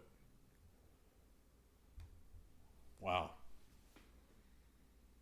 Well, I mean, Tampa Bay Tampa Bay's a team is trying to get over the hump. They're trying to, because they were a playoff team last year, but they were not very competitive in the playoffs. So now it's Denver. Tampa Bay, they won the NFC South the last couple of years. Denver also fits in that same boat. They made the playoffs last year, but they weren't very competitive in the playoffs. I do wonder if we will see Luther Burden taken by somebody tonight. Here's the thing. I don't think the Titans are going to take Luther Burden, even if he's there. I mean, just judging by what they've said, they've talked about, they want good character players, and there's been some character issues with Luther Burden. So I just don't know if the Titans would be willing to take him. I do agree with the main gamer. I could see the Broncos going running back here. I mean, this is a very strong running back class, and we haven't seen any taken outside of Ashton Genty back at number 6, who we knew was going to go pretty early. So I am wondering if we might see the Broncos possibly go running back here with the 20th pick. I mean, they need, Bo Nix looked good for them last year, so the Broncos need something. Not sure about tomorrow. If we'll stream that, but we may. I'll announce that tomorrow if I plan on it.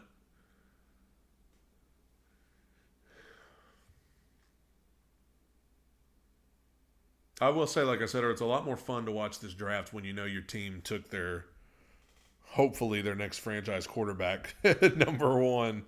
That makes everything else a lot more fun.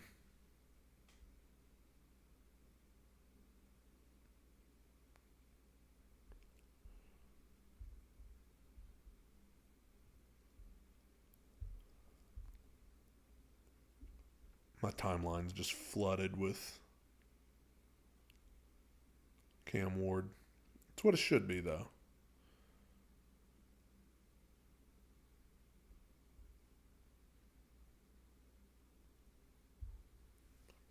I would say that pick by Tampa Bay is one of the most surprising picks of the first round to me. Not that Ebuka Ebuka went in the first round. I figured he would, but to Tampa Bay, I really didn't see that coming. That was a surprise. And so Denver's picking, and then Pittsburgh's up. Could it be Shador time? Oh my goodness.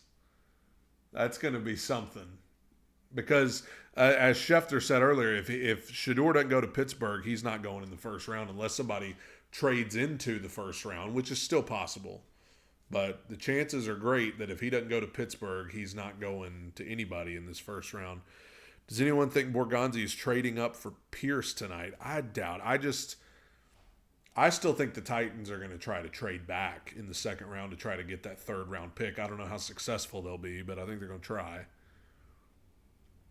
It is crazy to hear that the Titans were offered some significant offers to trade back from the first pick, and none of it made them budge. All right, Denver's running this thing down pretty far. There's only 50 seconds.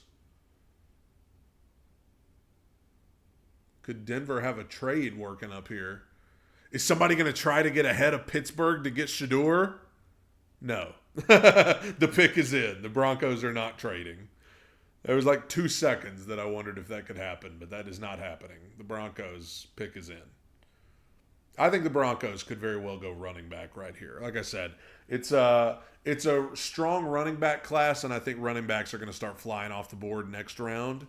So maybe Denver's going to try to get ahead of that and get maybe a Marion Hampton right here. You know Denver's not going Shador. Will Johnson's still on the board, by the way, the corner from Michigan. Once upon a time, people had him being mocked as going in the top 10, but he's still there. So that's interesting. Man, this build-up for the Steelers pick is going to be insane right here. Will Johnson's a corner.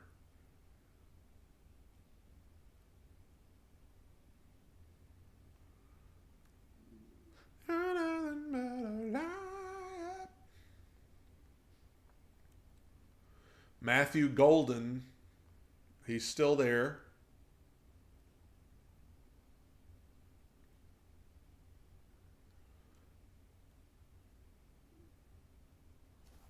To 2, but that has been the only trade we've had so far in round 1. And I'll mention again, the fewest in any first round in the common draft era was 3. And that goes back to 1971 is the most recent time. So we've generally had a lot more than that. The Broncos pick is in, and here comes the commissioner with a special guest. Here we go, Denver. Selection.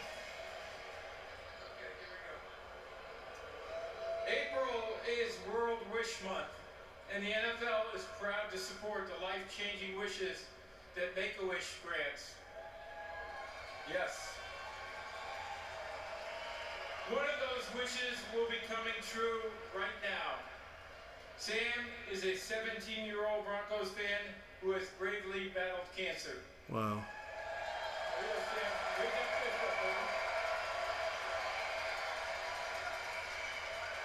His wish is to announce the first-round draft pick for his favorite team.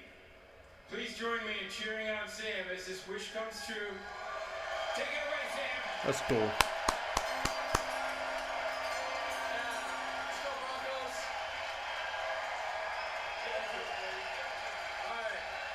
With the 20th pick in the 2025 NFL Draft, the Denver Broncos select Jahdae Barron, DB. Ooh, I forgot about him.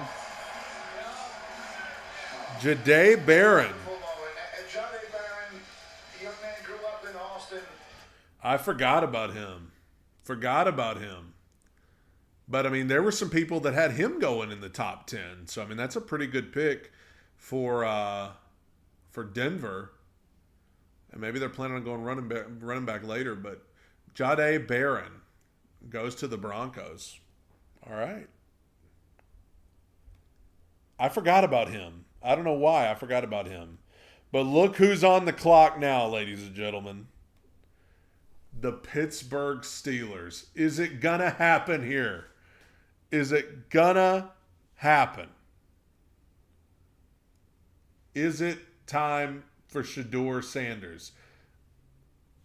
I mean, Mike Tomlin would be the guy.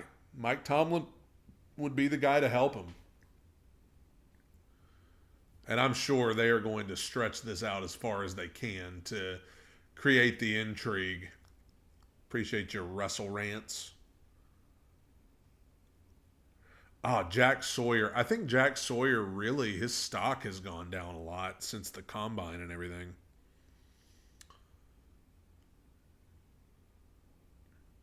I think Barron's a good pickup for Denver. But I mean, keep in mind they took him ahead of Will Johnson. Will Johnson's still on the board. That's interesting. Man, I wonder what Pittsburgh's going to do right here.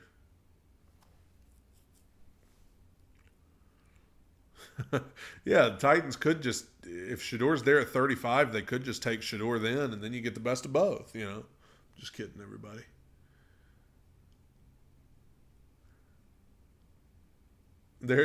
ESPN's trying to figure out when they can move on from Jahdae Barron with the Broncos to start talking about the possibility of Shedeur going to the Steelers right here. Pittsburgh is going to go that route at number 21 when they have other needs as well. This will be an organizational decision. If they take Shedeur, he has a new home. If they don't, then we have entered into a really intriguing part of the draft where Shedeur Sanders and Jackson Dart are alive. And interestingly, the belief around the league is that the Saints and the Giants both really like Jackson Dart.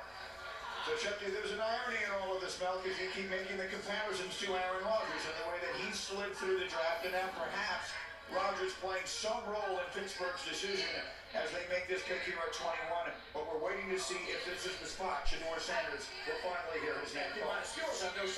It's the first we've seen tonight of Jackson Dart. We talked about Derek Harmon, defensive back out of Oregon, could be mentored by Cam Hayward. Cam Hayward can't play great forever, right? He's a Hall of Famer, but he's a year, with 2 more years, maybe 3. Man, I forgot Quinn Ewers was even in this draft. This organization has not had won a playoff game in 9 years. They haven't had any losing seasons in a long time. with 21. Dan hadn't won a playoff game in 9 years. I mean, the Steelers literally have nothing at quarterback right now. I mean, they're trying to hold out hope for Aaron Rodgers. And there's Shador sitting there. You have no second-round pick. Where's the young quarterback coming in? But I'm taking Shador, man. I prefer him in New Orleans. I don't know what the Saints would take there. That's their decision. Dude, Mel loves Shador Sanders. I'm told that the pick is in the commission. Oh, here we go. Are the Steelers going to do it? Are the Steelers going to do it? Mike Tomlin. With the announcement. With the 21st pick in the 2025 NFL Draft, the Pittsburgh Steelers select Derek Harmon, defensive tackle, Oregon. They go defensive tackle.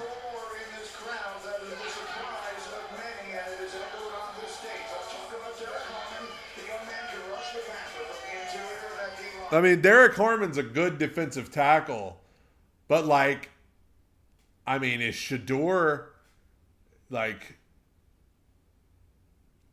I can't. Dude, I bet Mel Kiper's devastated. I bet Mel Kiper's devastated that they didn't take Shador. That's his favorite. He was just saying, "You got to take him. You got to take him." So pretty much, unless somebody trades up, Shador's not going in the first round. I mean, because isn't it Cleveland has the first pick of the second round tomorrow? So could the Saints or somebody try to jump? I mean, they said the Saints don't like Shador. The Saints like Jackson Dart. Wow. Same thing happened to Will Levis that is happening to Shador Sanders. I mean, kind of. I think that Will, it was one of those things where I think everybody knew if Will doesn't get picked in the top 5, he's not getting picked in the second round. But you actually had a team there in the late 20s or in the late round in Pittsburgh that could have actually taken him, and they didn't do it. Welcome aboard, Jay.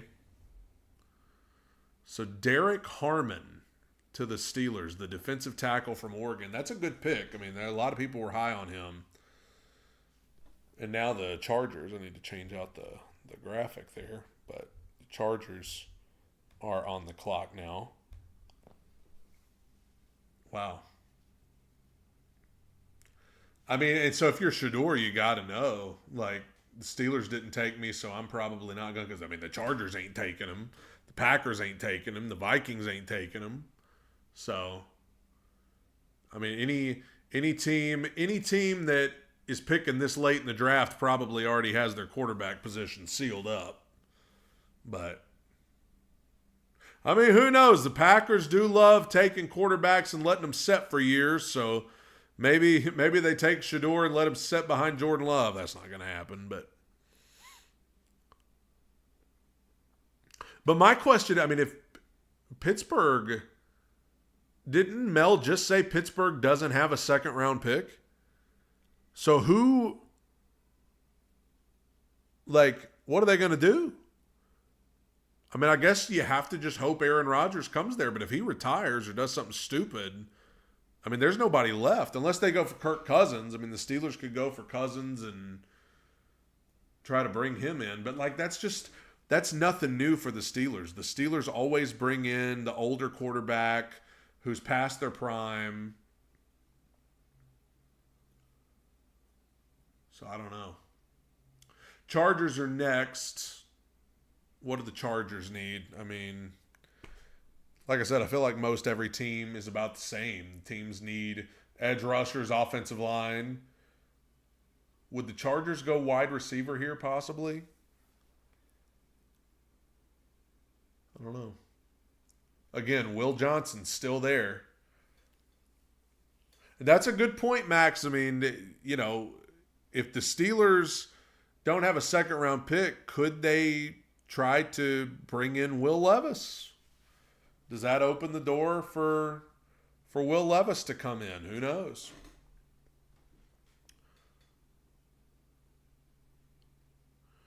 We'll see, though. I could see the Chargers maybe going Matthew Golden right here. I still can't believe the Bucs took Ebuka. I just didn't expect them of all people, them of all teams, I should say, to take him. I mean, if you're the NFL, if you're ESPN, you're probably glad Shedeur didn't go there because now you can drag it out into tomorrow. Who's going to take Shedeur, you know? Yeah, I guess the Chargers could go running back here as well. I will say up until this point, there haven't been as many edge rushers taken as I thought. I mean, you had Shamar Stewart, you had Michael Williams, and Abdul Carter. Is that the only 3 edge rushers that have been taken so far? So Mike Green's still there, James Pierce still there. Now, we still got about 10 picks to go, so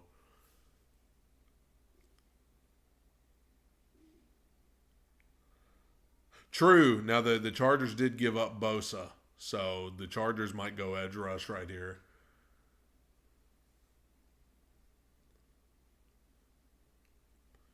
Their pick is still not in. After them is Green Bay, and then after Green Bay is Minnesota. Minnesota, I mean, I guess Minnesota's going to have to go J.J. McCarthy, right? I mean, what other option do they have?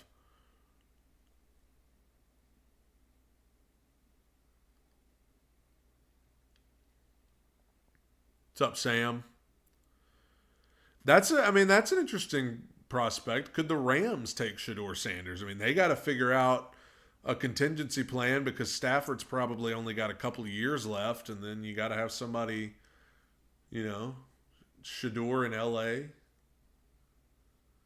There was a 96% chance that Shedeur would be drafted by number 21. It did not happen. Our draft day predictor, there was a 96% chance that he would be selected in the first 21 picks. And during this draft, 21 being the operative number with the Steelers. So we are now in that zone where we wait to see if any team chooses to trade up from the second round to make the aggressive. Yeah, we know exactly where the 6th round of the draft right now. Sure, Peter has been picked. It was still where Lamar Jackson was taken. And singing "Don't Stop Believing." You better believe it, Tennessee tough.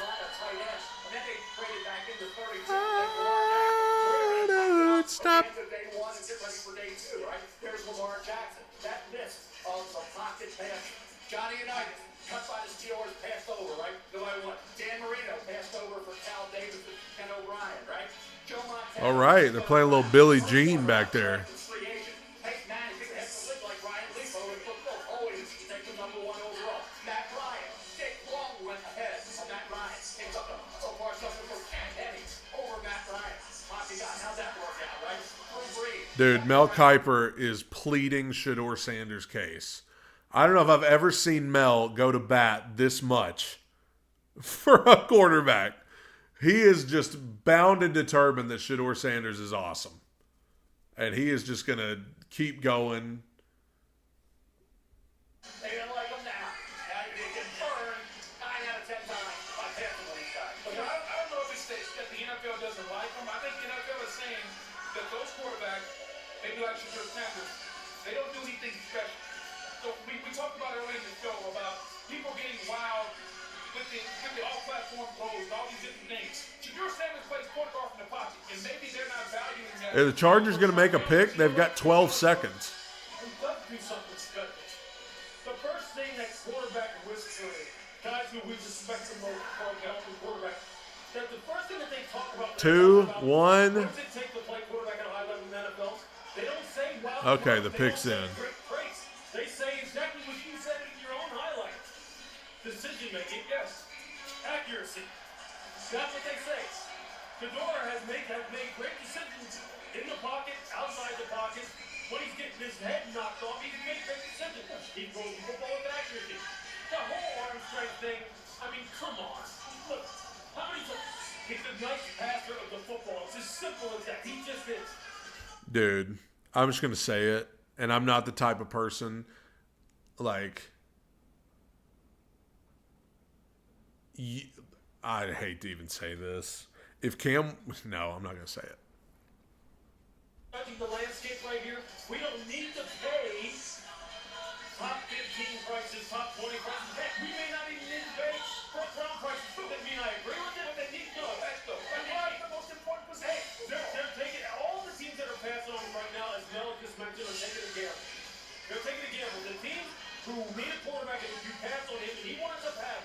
a Drew Brees type of career, a Tom Brady. I was going to say if Cam Ward were a white quarterback, like you could tell that would be their angle.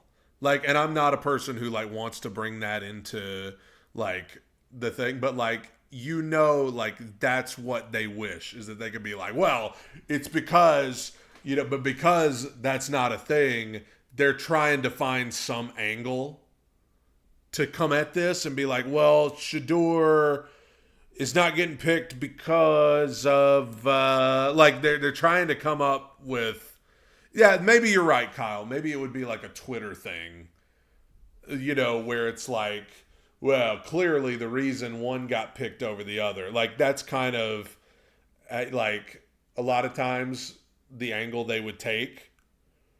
And I'm not, like, that's not me saying that that's like, you know, but I feel like they're scrambling to find a reason why Shador has not been picked. The Los Angeles Chargers select Omarion.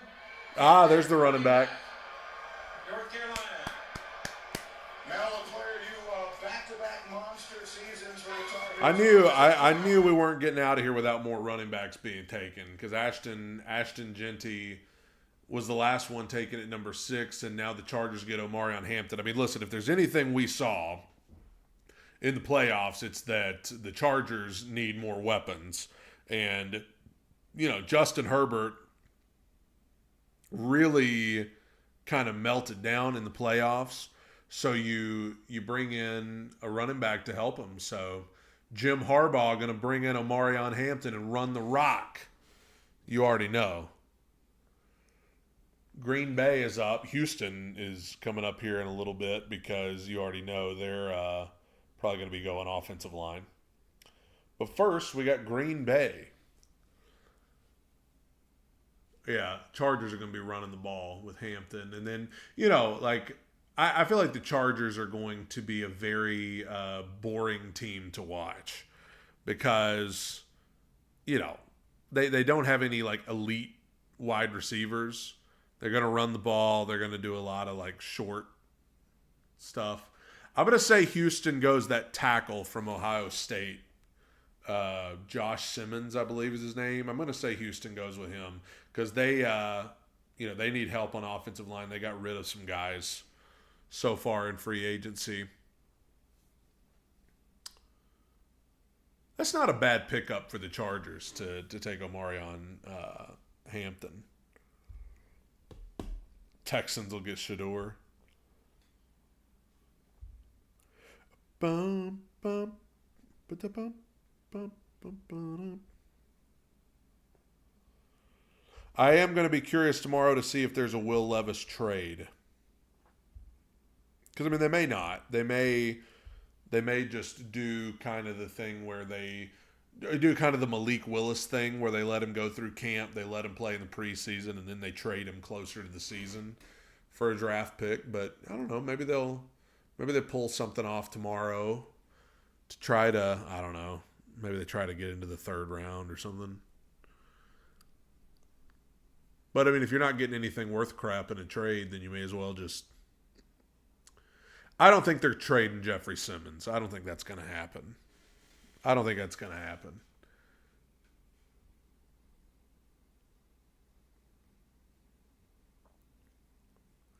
Oh, yeah, they're in Green Bay, so everybody's going to be excited for this next pick, the Packers.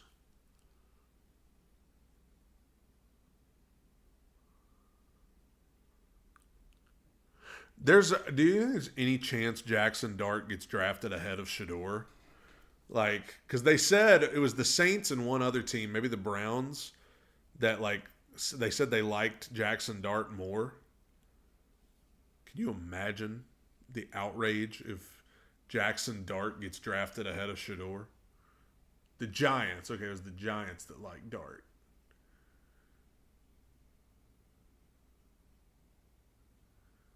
I wasn't as high on Jackson Dart as a lot of people, but there were some people acting like he was going to be the best quarterback in this draft.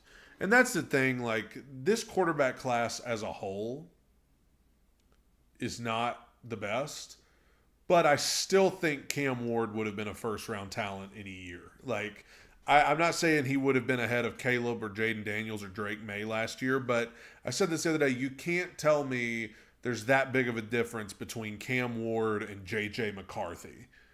Like, you mean tell me it's just clear and obvious that McCarthy would have went ahead of Ward last year, that Bo Nix would have went ahead of Ward last year, that Michael Penix would have gone ahead of Cam Ward last year? I don't think that's true. So while I think this quarterback class as a whole is weak, I think the guy at the top is not, and that was Cam Ward. And the Titans had first dibs, and they took advantage of it. What's Green Bay going to do right here? Green Bay, they're pretty stacked at wide receiver, so they're probably not going to go wide receiver here.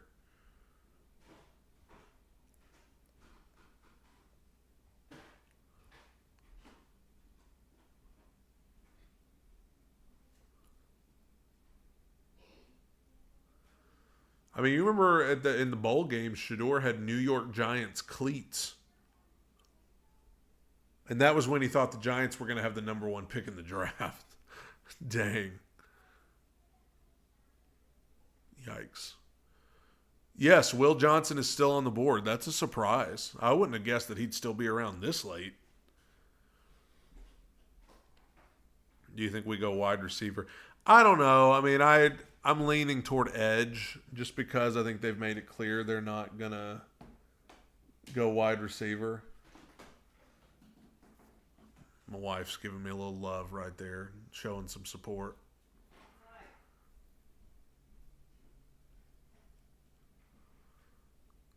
Mike Green, that's another guy still there. I'm not convinced he'll still be there by the end of this first round, but he's still there for now.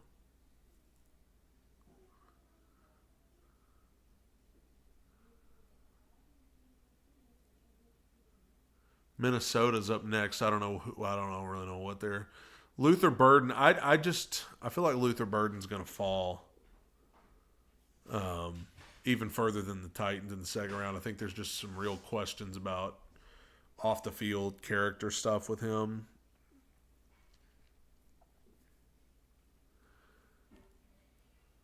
Oh yeah, man.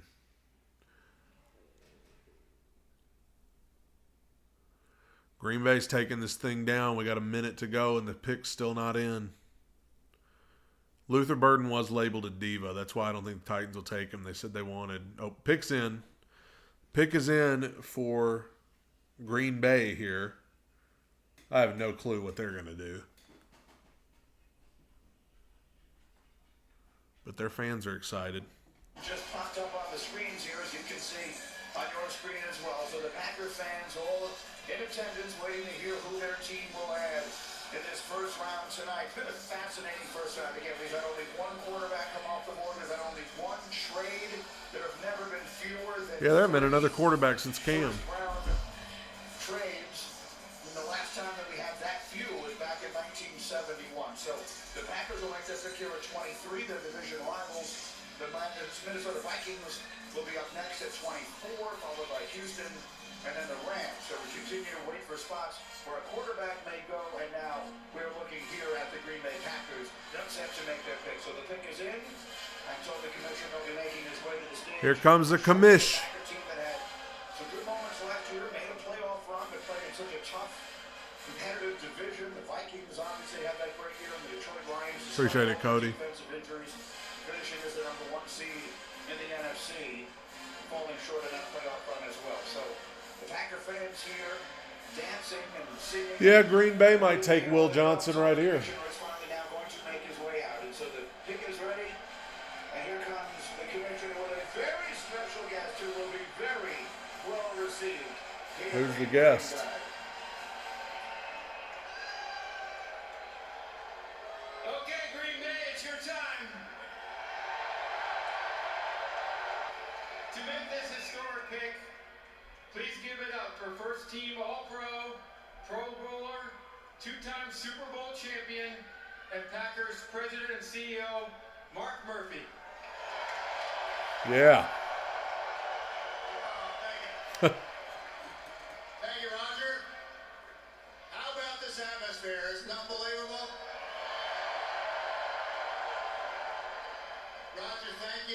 in the NFL for bringing the draft here to Green Bay for the best draft in the history of the NFL. Right here. I don't know. It was a pretty good one in Nashville a few years ago. On behalf of the Packers, Packer fans here in Green Bay, Wisconsin, and everywhere, because our fans are everywhere, it is my pleasure to welcome you all to the NFL Draft at Lambeau Field. It is our Let's say honor Will and privilege Johnson. to host this wonderful event in our community, particularly since we are the Bro, I mean, it's just not time to give a speech.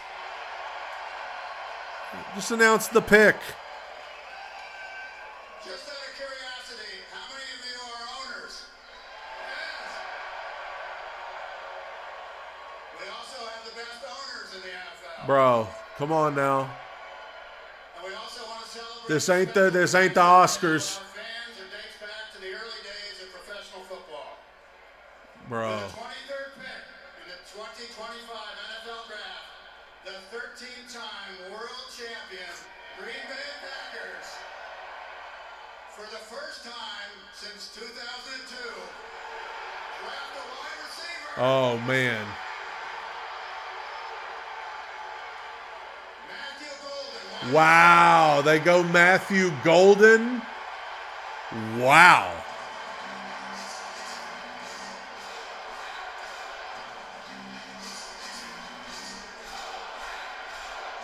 That's pretty sweet, the chant, though.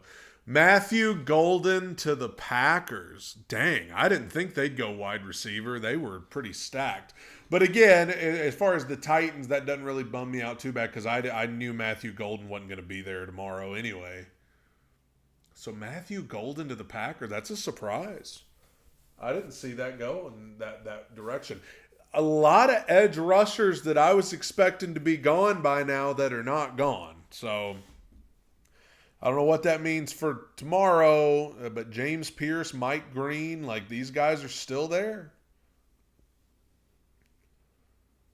I think Golden was expected to be gone, like off the board by now, so he's probably mad he went so far. But Will Johnson's still there as well.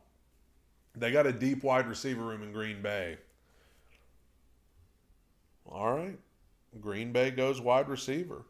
So wide receiver so far, we've had Travis Hunter, Tet McMillan, Emeka Ebuka, Matthew Golden. Has there been any other wide receivers other than those four?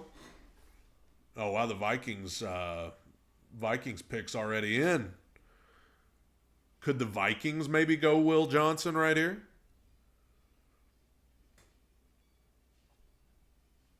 Yeah, I don't think the Titans would have taken Matthew Golden anyway, so... Man, they're sure celebrating that pick in Green Bay, man. They're acting like they just drafted the greatest wide receiver of all time right there.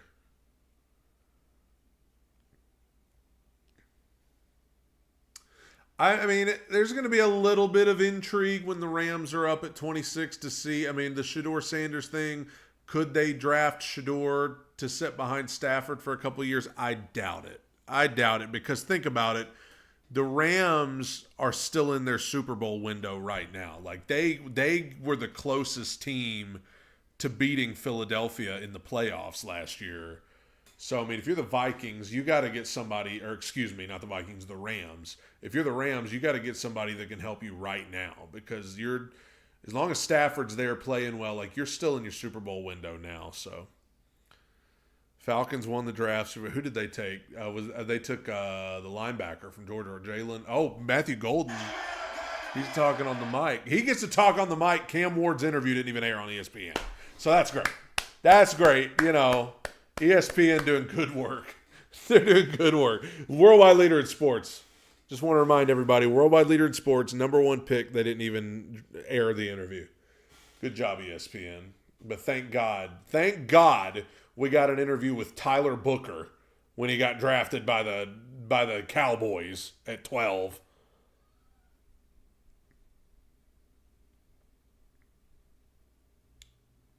Vikings. Road gamer. I'm beginning to wonder if Will Johnson's going to go in this first round. Like, I would have thought he'd be gone by now.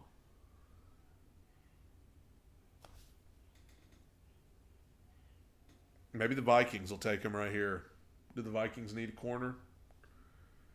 I still think one of the more surprising picks of this first round is Ebuka to the Bucs. It's not that I didn't think Ebuka could go that early. It's just to them. I didn't see that coming. But Matthew Golden to the Packers just now is kind of surprising. Oh yeah, that's what's going to happen, Barnes. That Will Johnson's going to fall to the Eagles, and the Eagles are going to get him and have a stud corner. You just know that's what always happens. Matthew Golden, I just didn't see that coming. I wasn't as high on Matthew Golden as some others, but yeah, the Vikings pick's going to get booed in Green Bay. Not worse than Chicago was. Chicago, it was weird. They did the tribute to Steve McMichael, and everybody got clapped, and then as soon as it was time to announce the pick, they started booing again. I do wonder if somebody will try to trade with the Chiefs and Eagles at the end of this first round to try to get ahead of Cleveland and get Shedeur. I think that's the only chance Shedeur has of getting drafted, right? Jalen Walker was my number 1 overall player. I mean, generational.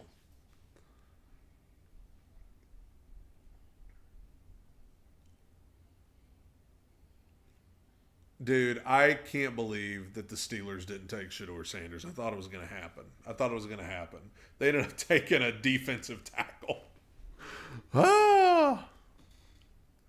Kevin Ray says we need a defensive. You talking about the Titans?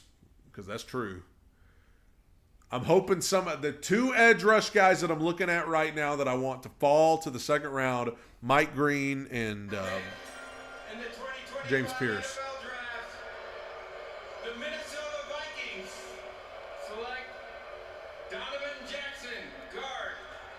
Okay.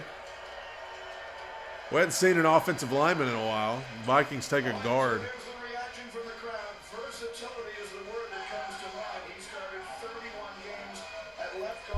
Houston's next, and I feel like Houston is going to take Josh Simmons, that tackle from Ohio State. They traded. Brady, we said this would be the quarterback range, and the New York Giants. The Giants are traded up? Oh, are they going to take Shedeur or are they going to take Dart? Which belongs to Houston Texans. In return, they're giving up pick 34, pick number 99, and a third-round pick in 2026. So the Texans are going to be picking ahead of the Titans tomorrow. Who are they getting? Are they getting Shedeur or Dart?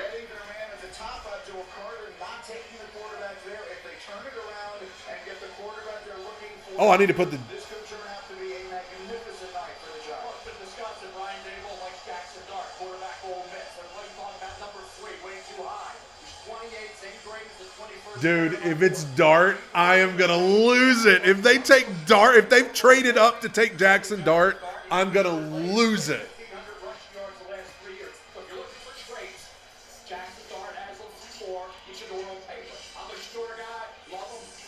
You got it, William. Is Shedeur on the phone?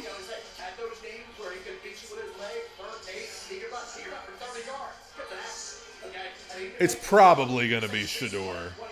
I don't think you trade up this far to get Jackson Dart, bro.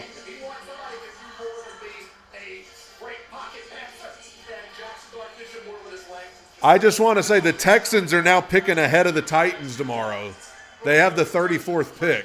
So you just know they're going to steal somebody that we want. They still need to go offensive line, though. Jackson Dart's hugging people. Jackson Dart is hugging people. Does that mean he just got picked by the Giants? There's no way. Don't anybody spoil it if you've seen it on Twitter or something.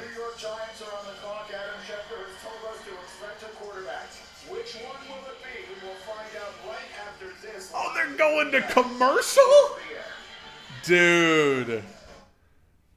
So let's talk about what that means for the Titans. The Texans are now picking 34th, so they're going to be picking ahead of us. So that means it's going to be Browns, Texans, Titans. I still think the Texans have to go offensive line tomorrow. I mean, their offensive line's in bad shape, but I'm going to be furious if we are sitting there and they take James Pierce. The Texans don't need an edge rusher. They've got all of the, I mean, who else? Who do they got? Will Anderson and somebody else. The Texans don't need an edge rusher, do they? Dude, who are the Giants about to take right here? Oh my gosh. I bet the Browns are pooping their pants, bro. If you're the Browns, I guess you have to take whichever one they don't take.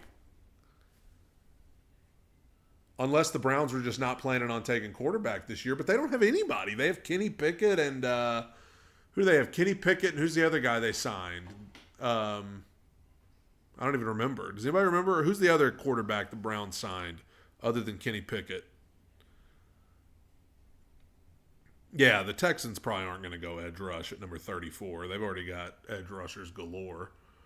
Flacco. Okay, so, I mean, the Browns have Pickett and Flacco. So, I mean, dude, if this is Jackson Dart instead of Shedeur Sanders, I'm going to lose it. That would be a disaster for Shedeur if the Giants traded up to get Jackson Dart. Don't nobody spoil it.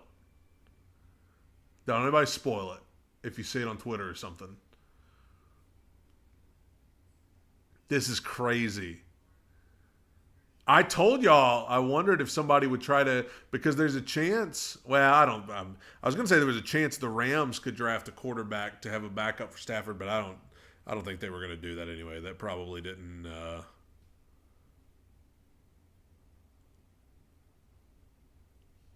Okay, this is the longest commercial break of all time, bro. This is the longest commercial break of all time. I want to know what's about to happen. Hey, Barnes has a good point. Jalen Milroe's there for whatever reason. Jalen Milroe's in Green Bay. The Giants took Abdul Carter earlier. They took Abdul Carter with the 3rd pick.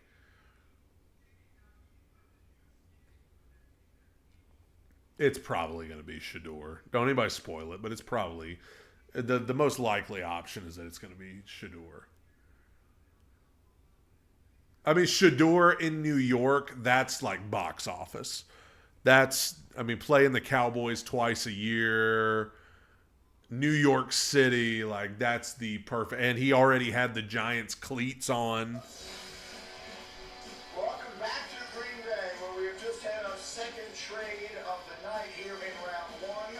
The New York Giants have just traded up into the Houston Texans spot at number 25. And Adam Schefter has told us it is to draft a quarterback. Will it be to take that man, Shedeur Sanders? Falcons are just traded too, Barnes. Are you here? Falcons just traded with the Rams. Opinions have been split between these two. Mel Patrick, who have been on the Shedeur Sanders bandwagon since the beginning of the season. Again, we are waiting. I bet the Falcons traded. They haven't even announced it yet, but Adam Schefter just shared a thing and said the Rams have traded their pick to the Falcons. I bet it's going to be Will Johnson.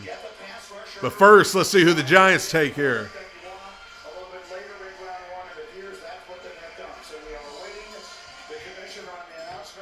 Dude, oh my God. I'm more nervous about this than I was about the Titans. Who is this going to be? The Houston Texans have traded the 25th pick to the New York Giants. With the 25th pick in the 2025 NFL Draft, the New York Giants select Jackson Dart, quarterback, Mississippi. Oh my God! You gotta be kidding me! Wow. All right. You know the story. Legendary high school career in Utah, threw for 67 touchdowns. As a senior, he went to USC, started 3 games in transfer. Started 38 games for Lane Kiffin, threw 72 touchdowns. Finishes the school's They traded up to 25 to get Dart. Oh my gosh. I cannot believe. Dude, Mel Kiper's going to have a stroke. Trade. Oh, they already saw the Rams trade to the Falcons. I cannot believe what I have just seen and heard. Oh, my God. Dude, who's going to draft Shador? Atlanta's on the clock. Oh, my gosh. Dude, he wore Giants cleats in the bowl game, bro. He wore Giants cleats in the bowl game. And then they traded up to get Jackson Dart. Oh, that is an all-time draft moment, right? Like, dude, I bet Prime is about to absolutely lose his mind. I cannot believe that just happened. Oh my gosh. What a slap in the face of Shador. So who's going to,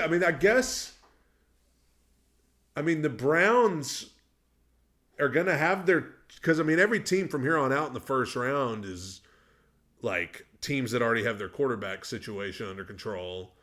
So, I guess, is somebody going to try to jump ahead of the Browns maybe at the end of the first to get Shador?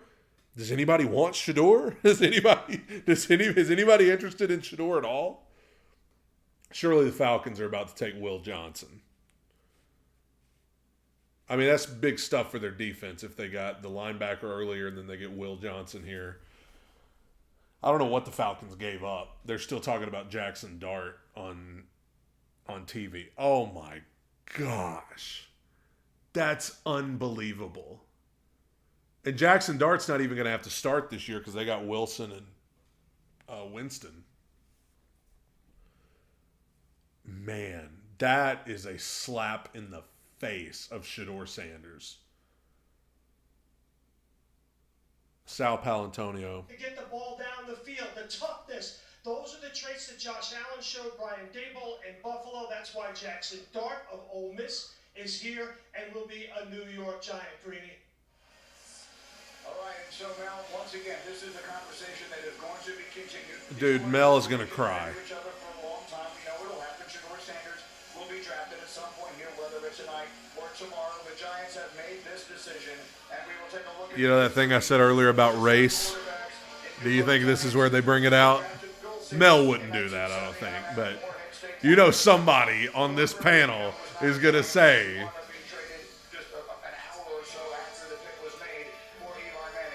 Oh, I need to mute it while the music's playing. They'll get me for that.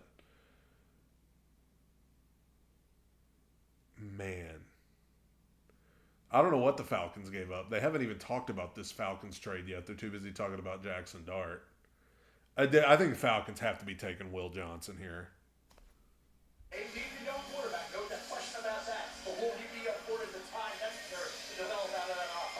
Well, of course he will have time. He's got. Okay, here's Goodell. Here's the Falcons pick. The Los Angeles Rams have traded the 26th pick to the Atlanta Falcons. With the 26th pick in the 2025 NFL Draft, the Atlanta Falcons select James Pierce Jr. Dang it! Shoot! Tennessee. Shoot! James Pierce Jr. Dang it. Dang it. Shoot. That's one of the guys we wanted, man. I knew he wasn't still going to be around tomorrow. I knew somebody's going to take him. Dang. Sheesh. Man. I thought for sure they were trading up to get. So the Falcons gave up their second round pick. They gave up their first rounder next year. The Falcons gave up a second rounder this year, a seventh rounder this year, and a first rounder. Holy crap. Are you kidding me? They gave up next year's first rounder and this year's second rounder. Who cares about the seventh? But they gave up a second this year and a first next year? Is this a joke? Holy cow. James Pierce, that's a guy I was hoping would fall to the Titans tomorrow, but I knew better. I knew that wasn't going to happen, but dang. One of these teams that's already good is going to get Will Johnson here at the end. You already know. One of these teams that's... that is a good pickup for Atlanta because I like James Pierce. I think he's a good player, but man, giving up a second rounder this year and a first rounder next year, that is crazy. Sheesh. All right. We'll see. So, I guess Mike Green's still there, but I'm sure he won't be by the end of this because you still got the Ravens, the Lions, the Commanders, the Bills, the Chiefs, and the Eagles. Was the Dart pick a reach? I think so. I was not particularly high on Jackson Dart. But, the Giants, they said the Giants and Saints really like him, and clearly the Giants liked him more because they were willing to jump up there and get him. I can't believe what the Falcons gave up to get James Pierce Jr. That's nuts, man. You want to talk about putting all your chips in. Good Lord. But I really do think a lot of these teams in the NFC watched what the Eagles did last year with just dominating with their defensive line. They're just like, all right, man, we're just gonna do that. We're gonna try to stack up, and the Falcons, need a lot of help, in edge rush. But man, can't believe what they gave up to get up there. That's crazy. I got to see what people on X are saying about that Jackson Dart thing.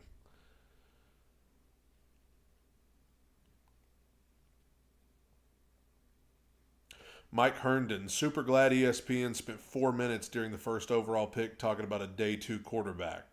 That's true. If you remember, while Tennessee was on the clock, they were just talking about Shador the whole time.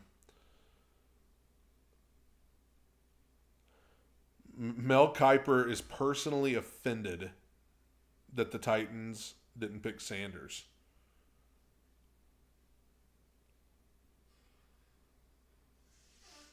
Man. Well, yeah. They needed the edge runner. When were they supposed to pick tomorrow? Could they not have gotten a... I don't know. Appreciate you, Brent. Brent said maybe we get Luther Burden. I don't think they're going to take Luther Burden. I just think that there's off-the-field character stuff with him that I think concerns them. They said they want, that is a playoffs, or that is, like I said, that's putting all your cards in. Being like, dang it.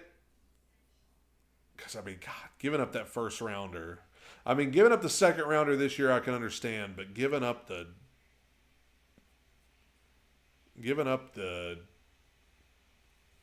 first rounder next year is insane. A lot of Titans fans let down that James Pierce isn't going to be there. I knew he was not still going to be there tomorrow. I just knew.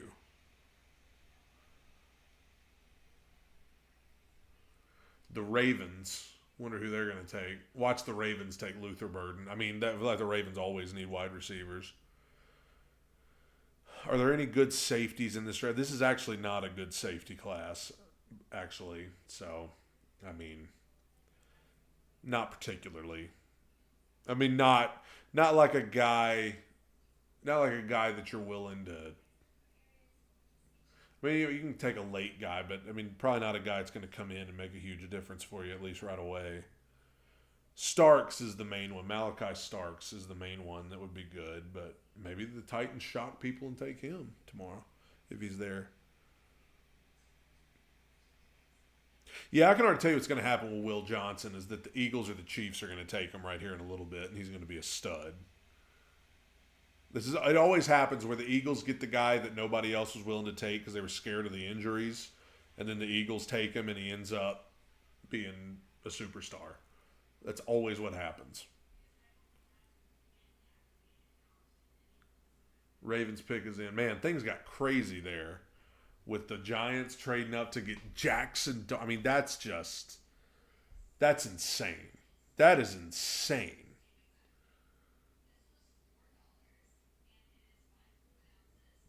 Ravens pick is in. Hate the Ravens.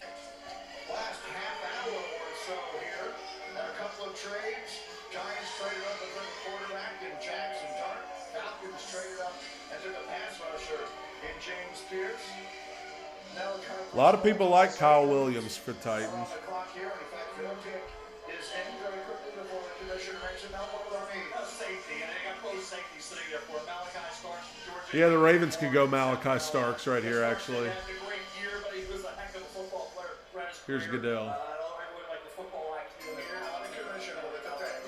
27th pick in the 2025 NFL Draft, the Baltimore Ravens select Malachi Starks. There you go. Defensive back. So there's the one safety that we thought could do something, and the Ravens got him. So, boo! Titans didn't need to take a safety with their second-round pick anyway. That's a good pick for Baltimore, though. I feel like it's the same teams every year. They're always like Super Bowl contenders, and you're like, oh, man, how did that guy fall to them every time? Detroit's up next. I don't know what they need. I just wonder is anybody going to try to get ahead of Cleveland and get Shedeur here at the end? That's going to be interesting to see. Probably not. But, I mean, if you're Cleveland and you got the first pick tomorrow, I mean, they very well could take Shedeur right out of the gate tomorrow in the second round, unless somebody jumps him here. Yeah, I feel like Mike Green's going to go to one of these teams right here at the end that are already great. Like, I could see the Lions getting him right here, Buffalo in a couple of picks. Yeah, for the Titans, I feel like safety is a position where they're pretty much going out this year and just saying, we got to make do with whoever we have. And we'll take care of it later. There's a few positions that they're doing that with, but Lions pick is in. Malachi Starks, he seems like that just feels like a Ravens name, you know? I mean, he's got that look on his face that is very Ravens-esque, just violent. Like he's ready to hit somebody on the field.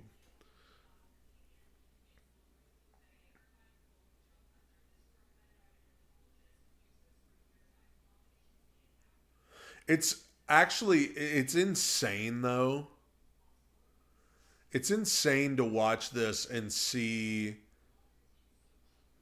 how obsessed they are with Shedeur. And I'm not even blaming him, but like they can't even talk about the people that are actually getting drafted because they're so obsessed with talking about Shedeur. Literally, I mean, I talked about it a second ago when the Titans were on the clock and Cam, like everybody knew it was going to be Cam Ward for whatever reason. For like 5 minutes while Titans were on the clock, they just talked about Shedeur the whole time. And Mel Kiper's talking about why he would take Shedeur instead of Cam. And then after they took Cam, they immediately started talking about Shedeur again. Appreciate it, Dalton. Yeah, Mel's been talking about him all night. And I like Mel, but it's like, dude, come on. It's like they're personally offended that nobody's taken him yet. It's like, don't you know his dad is Deion Sanders? It almost like it feels like I just wonder if anybody was ever that high on him as they tried to make it. Because like I feel like for months they've been trying to convince everybody that people are high on Shedeur and people really want Shedeur. And it's like then you then you turn this on, and it's like, okay, so the Steelers clearly weren't that high on him because they had their shot. They didn't take it. The Giants traded up to get someone else. I don't know, man. It's just like, just makes you wonder, like, where they get their information from, because it's like, you would have thought there's this unbelievable desire from teams to get Shador, and then you watch this, and it's like, oh, never mind. Injury on the defensive side to the point where they almost didn't have a chance by the time they got to the postseason. Well, when you talk about the defensive side of football, particularly edge rush. So who the Lions are going to take here? They struggle to find pass rush, particularly coming from the edge. There's some guys that are still left on the board. A guy from DC, Donovan Ezeraki, Mike Green is on the board. They need to solidify the depth from a pass rush standpoint. This is a playoff. They're talking about the Lions. They're probably going to take Mike Green. I just know Mike Green's probably going to Detroit right here. I hate it, but you just know that's what's coming.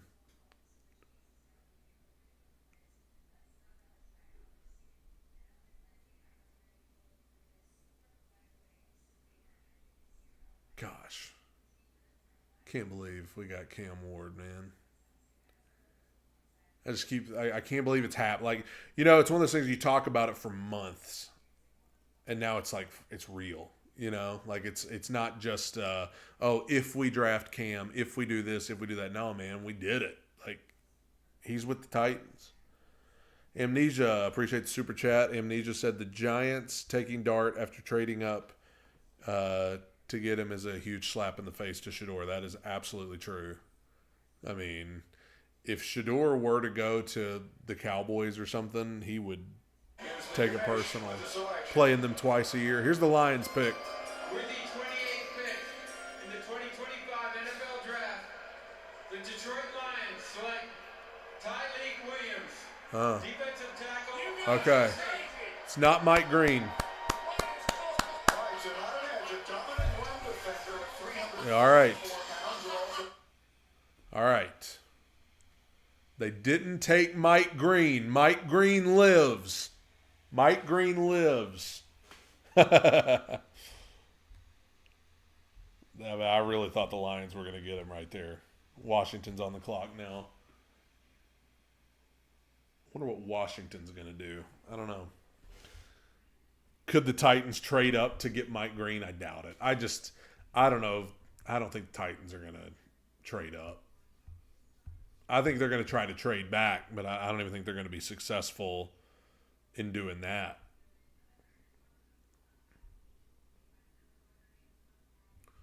Well, I mean, that's an interesting pick for Detroit to take the defensive tackle, good run stopper. I mean, is that them? I don't know. Is that them saying, like, if we run across the Eagles in the playoffs, we won't be able to stop Saquon? Like, I don't know. That's interesting. I would have thought for sure they'd go edge rush right there, but I'm glad they didn't. I still don't think Mike Green's going to make it to the second round. They're talking about Shador again, everybody. They're talking about Shador Sanders. With the Washington Commanders on the clock, we're watching Shador. The Titans do not pick again tonight unless they trade up. They are not scheduled to pick again tonight. And it looks like we're going to commercial with Washington on the clock. Maybe. I mean, there may be some legal stuff with Mike Green that's causing people to be kind of skittish about him. And honestly, I mean, the Titans have made it clear they want high character guys that are going to be leaders. So maybe, I mean, that's why I don't think they'll take Luther Burden, and that's also why I don't think they'll take they might not take Mike Green either. I don't know. I think Titans will try to trade back to get that third round pick. But I don't know. Maybe I'm wrong. I think Titans could go running back at some point in this draft. I think it's a deep running back class. I could see the Titans, mainly because, like Hank said, Tony Pollard probably only got a year or two left, and then Tajay Spears, who I'm very excited about, but he's been hurt a lot. Like, a lot of injuries with him. And lest we forget, Will Johnson is still on the board, ladies and gentlemen. Crazy that he's fallen this far, but like I said, that injury may be hindering things.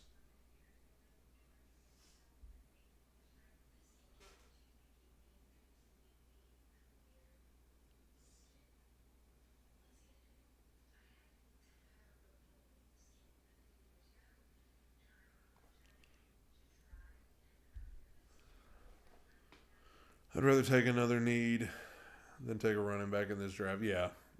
I mean, I agree. Commander's pick is in, so no trade happening here. Jack, I think Titans, I mean, they got to, for the rest of this draft, they got to get edge rush. They got to get at least one wide receiver. I don't think they're going to address too much offensive line in this draft just because they've signed so many guys in free agency. Not just starters, but even backups and rotational guys. I could see them maybe getting some defensive tackle depth, possibly. Linebacker depth. Safety at some point. Tight end, maybe. You already got two younger guys with Chigakonkwo and Josh Wiley. I would think they would just want a veteran to kind of round that out. Restrepo, that's another option just because of the ties to Cam Ward. But, who knows?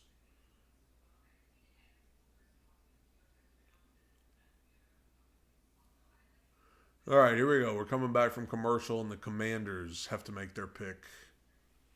2025 NFL Draft is presented by Courtyard by Marriott, the official hotel of the NFL. Yeah. We're back in Green Bay. The Washington Commanders are making the next selection, number 29, after a magnificent season led by their young quarterback. Yeah, they picked up Laramie Tunzel. Debo said they've had an eventful offseason. All of these additions that we see here during the offseason, most notably Zable Samuel and Laramie Tunzel. So what direction do they look here? They're going to edge rusher, a big corner, and they want a speedy running back at some point. Obviously, the offensive line. Yeah, could the Commanders go running back? Laramie Tunzel coming in. I think when we look at this, it's all about James, but I'd say a big corner. Will Johnson still forward with his length and athleticism, and Mike Green. Yeah, they're talking about Mike Green maybe going to the Commanders right here.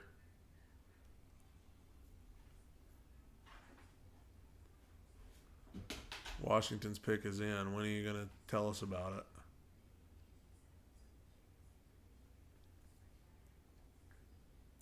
Yeah, they got to draft a wide receiver at some point in this draft because they're a Titans wide receiver room, and you've got Ridley, Jefferson, and Lockett, who are all older guys. 29th pick in the 2025 NFL Draft, the Washington Commanders select Josh Connerly Jr., tackle, Oregon. Okay. And the crowd goes mild. After signing or trading for the tackle, Josh Connerly has been on the radar a long time. That's an interesting pick. They just traded for Laramie Tunzel. But all right. So the Commanders go offensive line. That's something. That's a little bit of a head scratcher there. I don't really understand what exactly. I mean, what? That's a little bit of a head scratcher right there. I'm going to go ahead and call it right now. Kansas City's going to get Mike Green. Philadelphia's going to get Will Johnson. I just already know that's where we're headed here. The rich get richer. But you also got the Bills picking right here too. I mean, I think the Titans will have their shot to get Luther Burden if they want him, and I would love that, but I understand if they're worried about the off-the-field stuff. Why did the Commanders take this tackle? I don't know.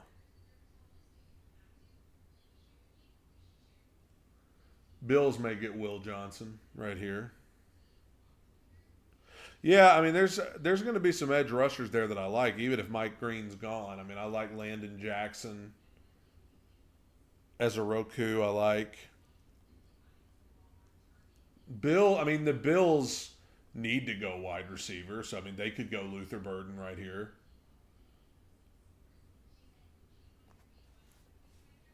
That pick by Washington may be one of the biggest head scratchers of the first round to me. Like, I don't understand. I mean, I'm sure he's a talented tackle, but, like, I don't know.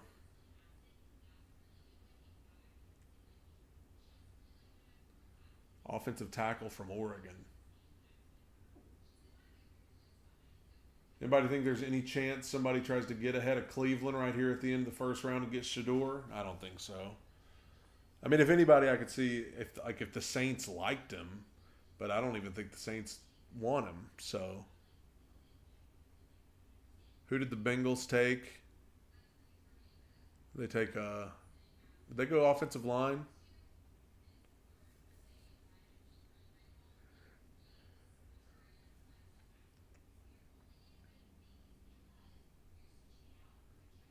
I mean, Buffalo, at some point, like,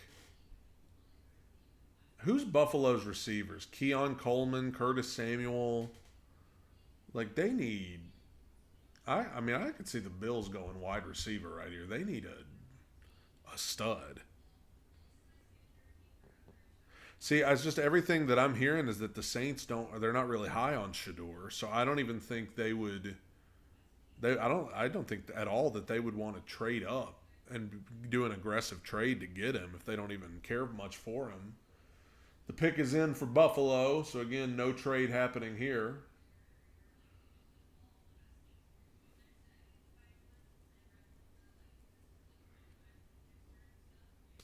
Again, you just know the Chiefs and the Eagles are going to get somebody that ends up being great for them.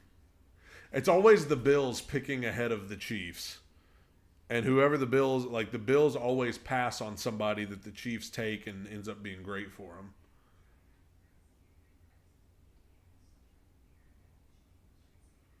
All right, Goodell, it's getting late, buddy. Let's go.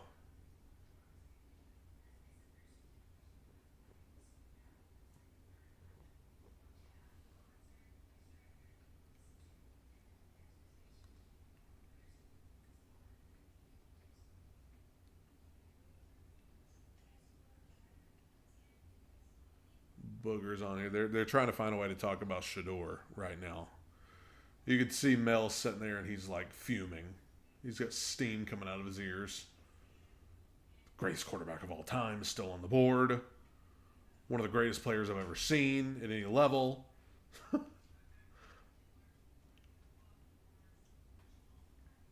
right, is it Buffalo time? Reset their salary cap. Still found themselves with an opportunity in the AFC Championship game against Mahomes in Kansas City and just couldn't quite get it done at the finish. So let's see which direction they go. Everyone here is expecting defense to help Josh Allen and that Bills offense take a step towards San Francisco or Santa Clara next year. Here comes Goodell. Let's see what... Not Mike Green. Not Mike Green.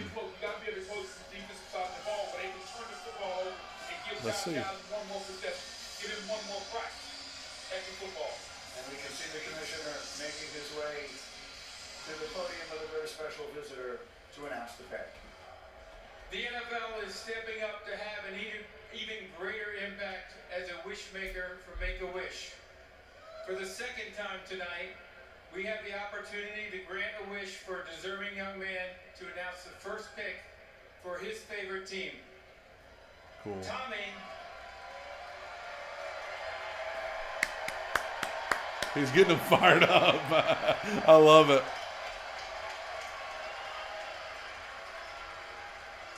Tommy is a 16-year-old living with a neuromuscular disorder. He's a huge Buffalo Bills fan, and he's here with me to I like make Trey the Harris announcement moments. for his beloved Bills. Go ahead, Tommy. There we go, Tommy.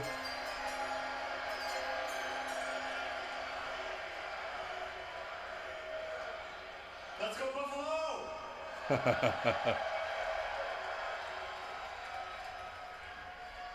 With the 30 Cardinals select Maxwell Harrison. Let's go. Who? Maxwell Harrison? Bro, what? The Bills take Maxwell Harrison, corner from Kentucky, and Will Johnson's just sitting there?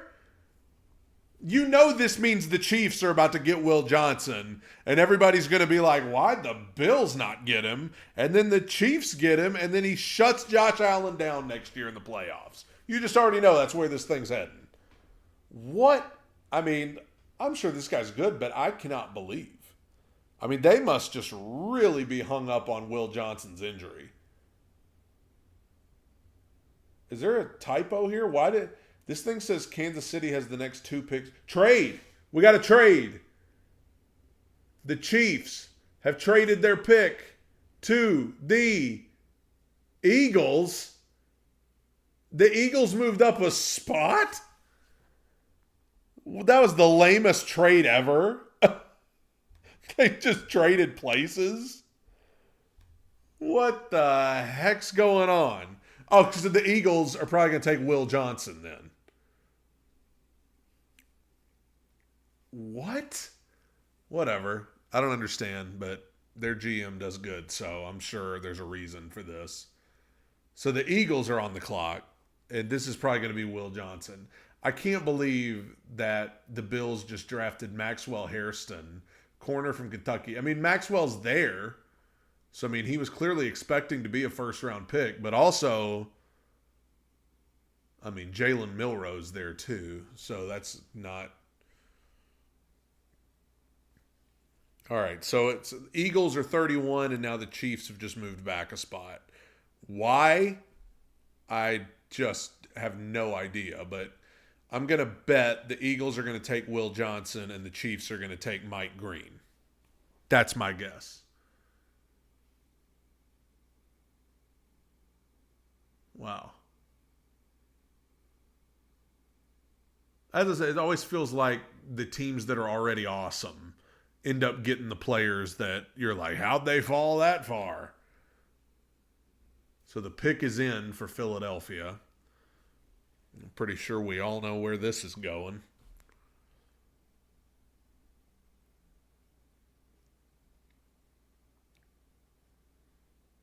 Wow.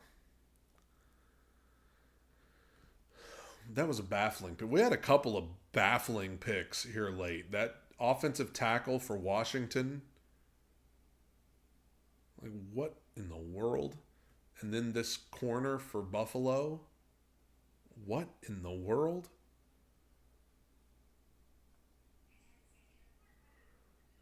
Yeah, we have our history with the Eagles on draft night. Just seeing their name pop up on draft night gives me PTSD. Makes me think of AJ.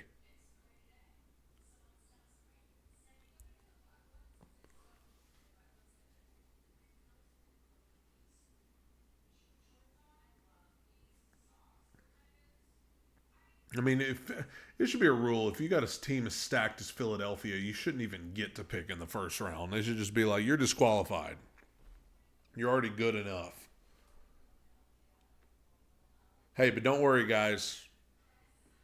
This random corner that the Bills just drafted, Maxwell Harrison, he gets an interview. Aired on ESPN. Don't worry. Number 1 pick in the draft didn't get aired, but thank God Maxwell Harrison gets his interview aired here. It's the 30th pick in the first round.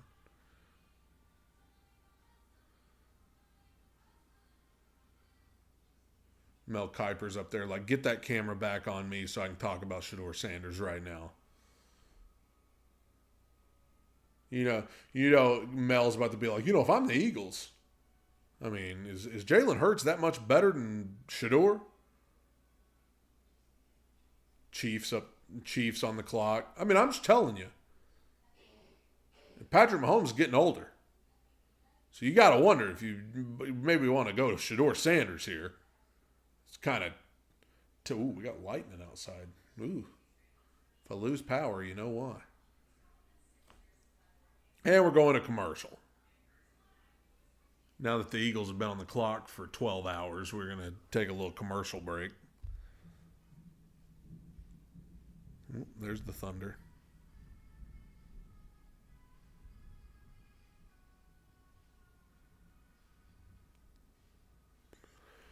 This person said Mel Kiper had Shedeur Sanders as the 5th best player on his big board, and he didn't even go in the first round.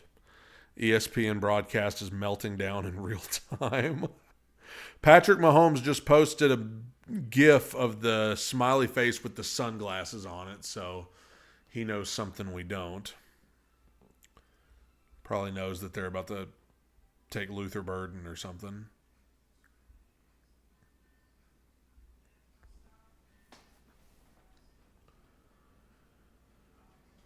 Ooh, we got heavy rain going outside. Yeah, the fact that Mahomes is posting emojis with the sunglasses on it tells me that he feels like they're going with Luther Burden or something coming up here at 32. Because you know the Eagles ain't going wide receiver. Lord knows they got enough. Don't we know?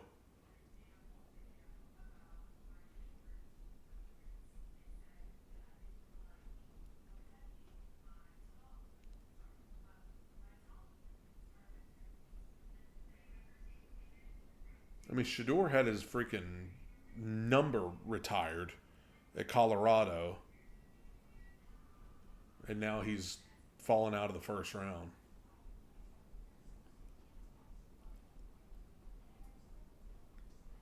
It is pouring rain outside.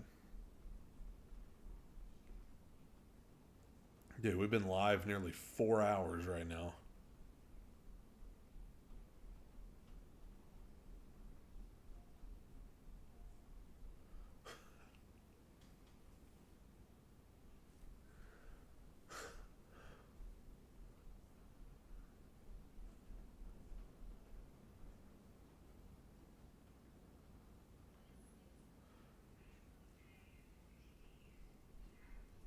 Well, was the Jags trade or Giants get? The Giants getting Dart. That's one of the craziest draft moments I've ever seen. Not that they traded up to get a quarterback, but the fact that they took Dart instead of Shedeur. That is, I mean, that to me is even more of a hit to Shedeur's pride than the Steelers passing on him at 21. I ain't gonna let him do it, Luke. I ain't gonna let him do it.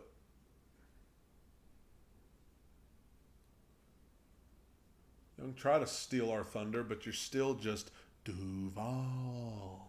From the final 2 picks between the 2 teams who just met in the Super Bowl, you see Philadelphia giving up a 5th rounder this year to move up 1 spot. We'll see what it is they choose. Who did the Eagles want so bad right here? Again, we've had the 2 quarterbacks selected tonight. It seemed almost impossible to imagine that we'll see another. So that will be tomorrow's storyline as for the Eagles pick. Here comes the commission. Here's Philly. The Kansas City Chiefs have traded the 31st pick to the Philadelphia Eagles. With the 31st pick in the 2025 NFL Draft, the Philadelphia Eagles select Jahad Campbell, linebacker. Wow.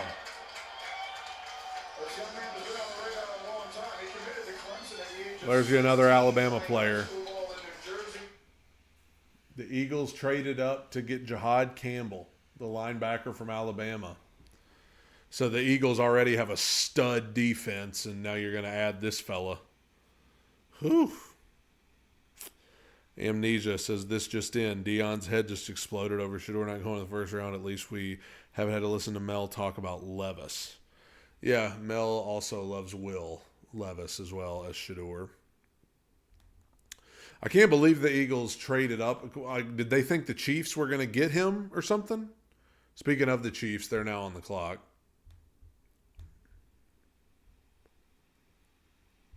To end the first round. So, and their pick is in. So there will be no trade to try to get ahead of Cleveland tomorrow.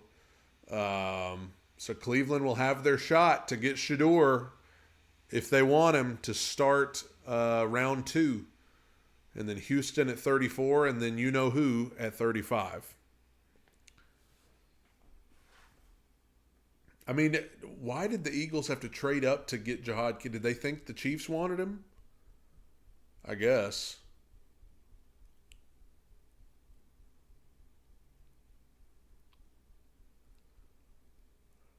So I see three paths here for the Chiefs.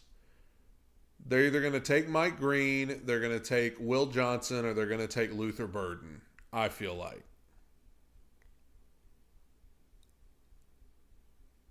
I feel like the Browns may very well take Shedeur to start the second round tomorrow. And honestly, like if you're Cleveland and you get Shedeur tomorrow, I'd feel pretty good because you've got 2 first-rounders next year. You got your first-rounder and Jacksonville's. You've got a solid defensive tackle in Mason Graham coming in next to Myles Garrett. And you got your quarterback in the second round.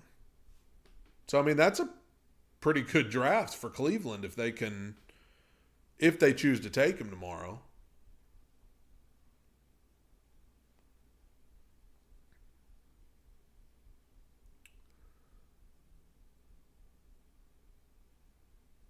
What do the Chiefs need? I mean, I feel like they have no-name wide receivers, but who cares when you have Mahomes?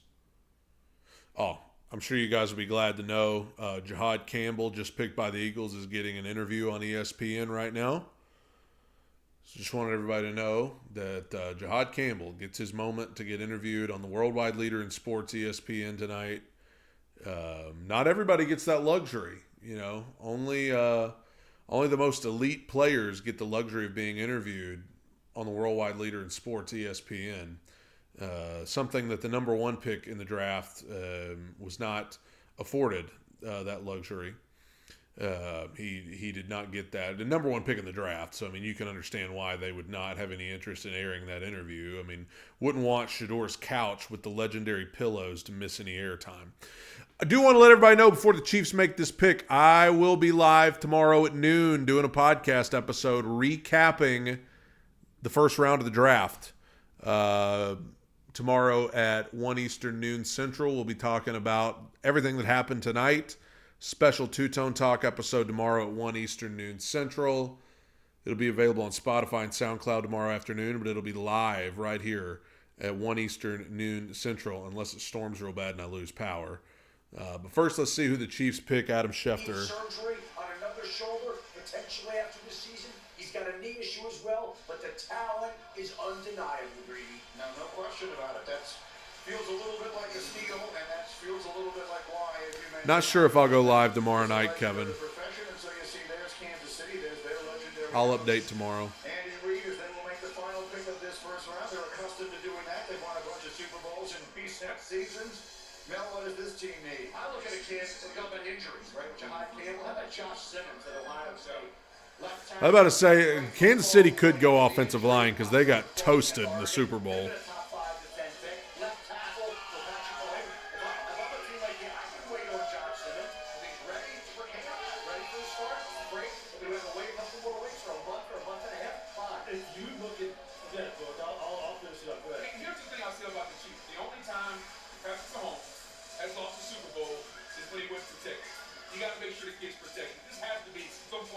Yeah, they could go offensive line here.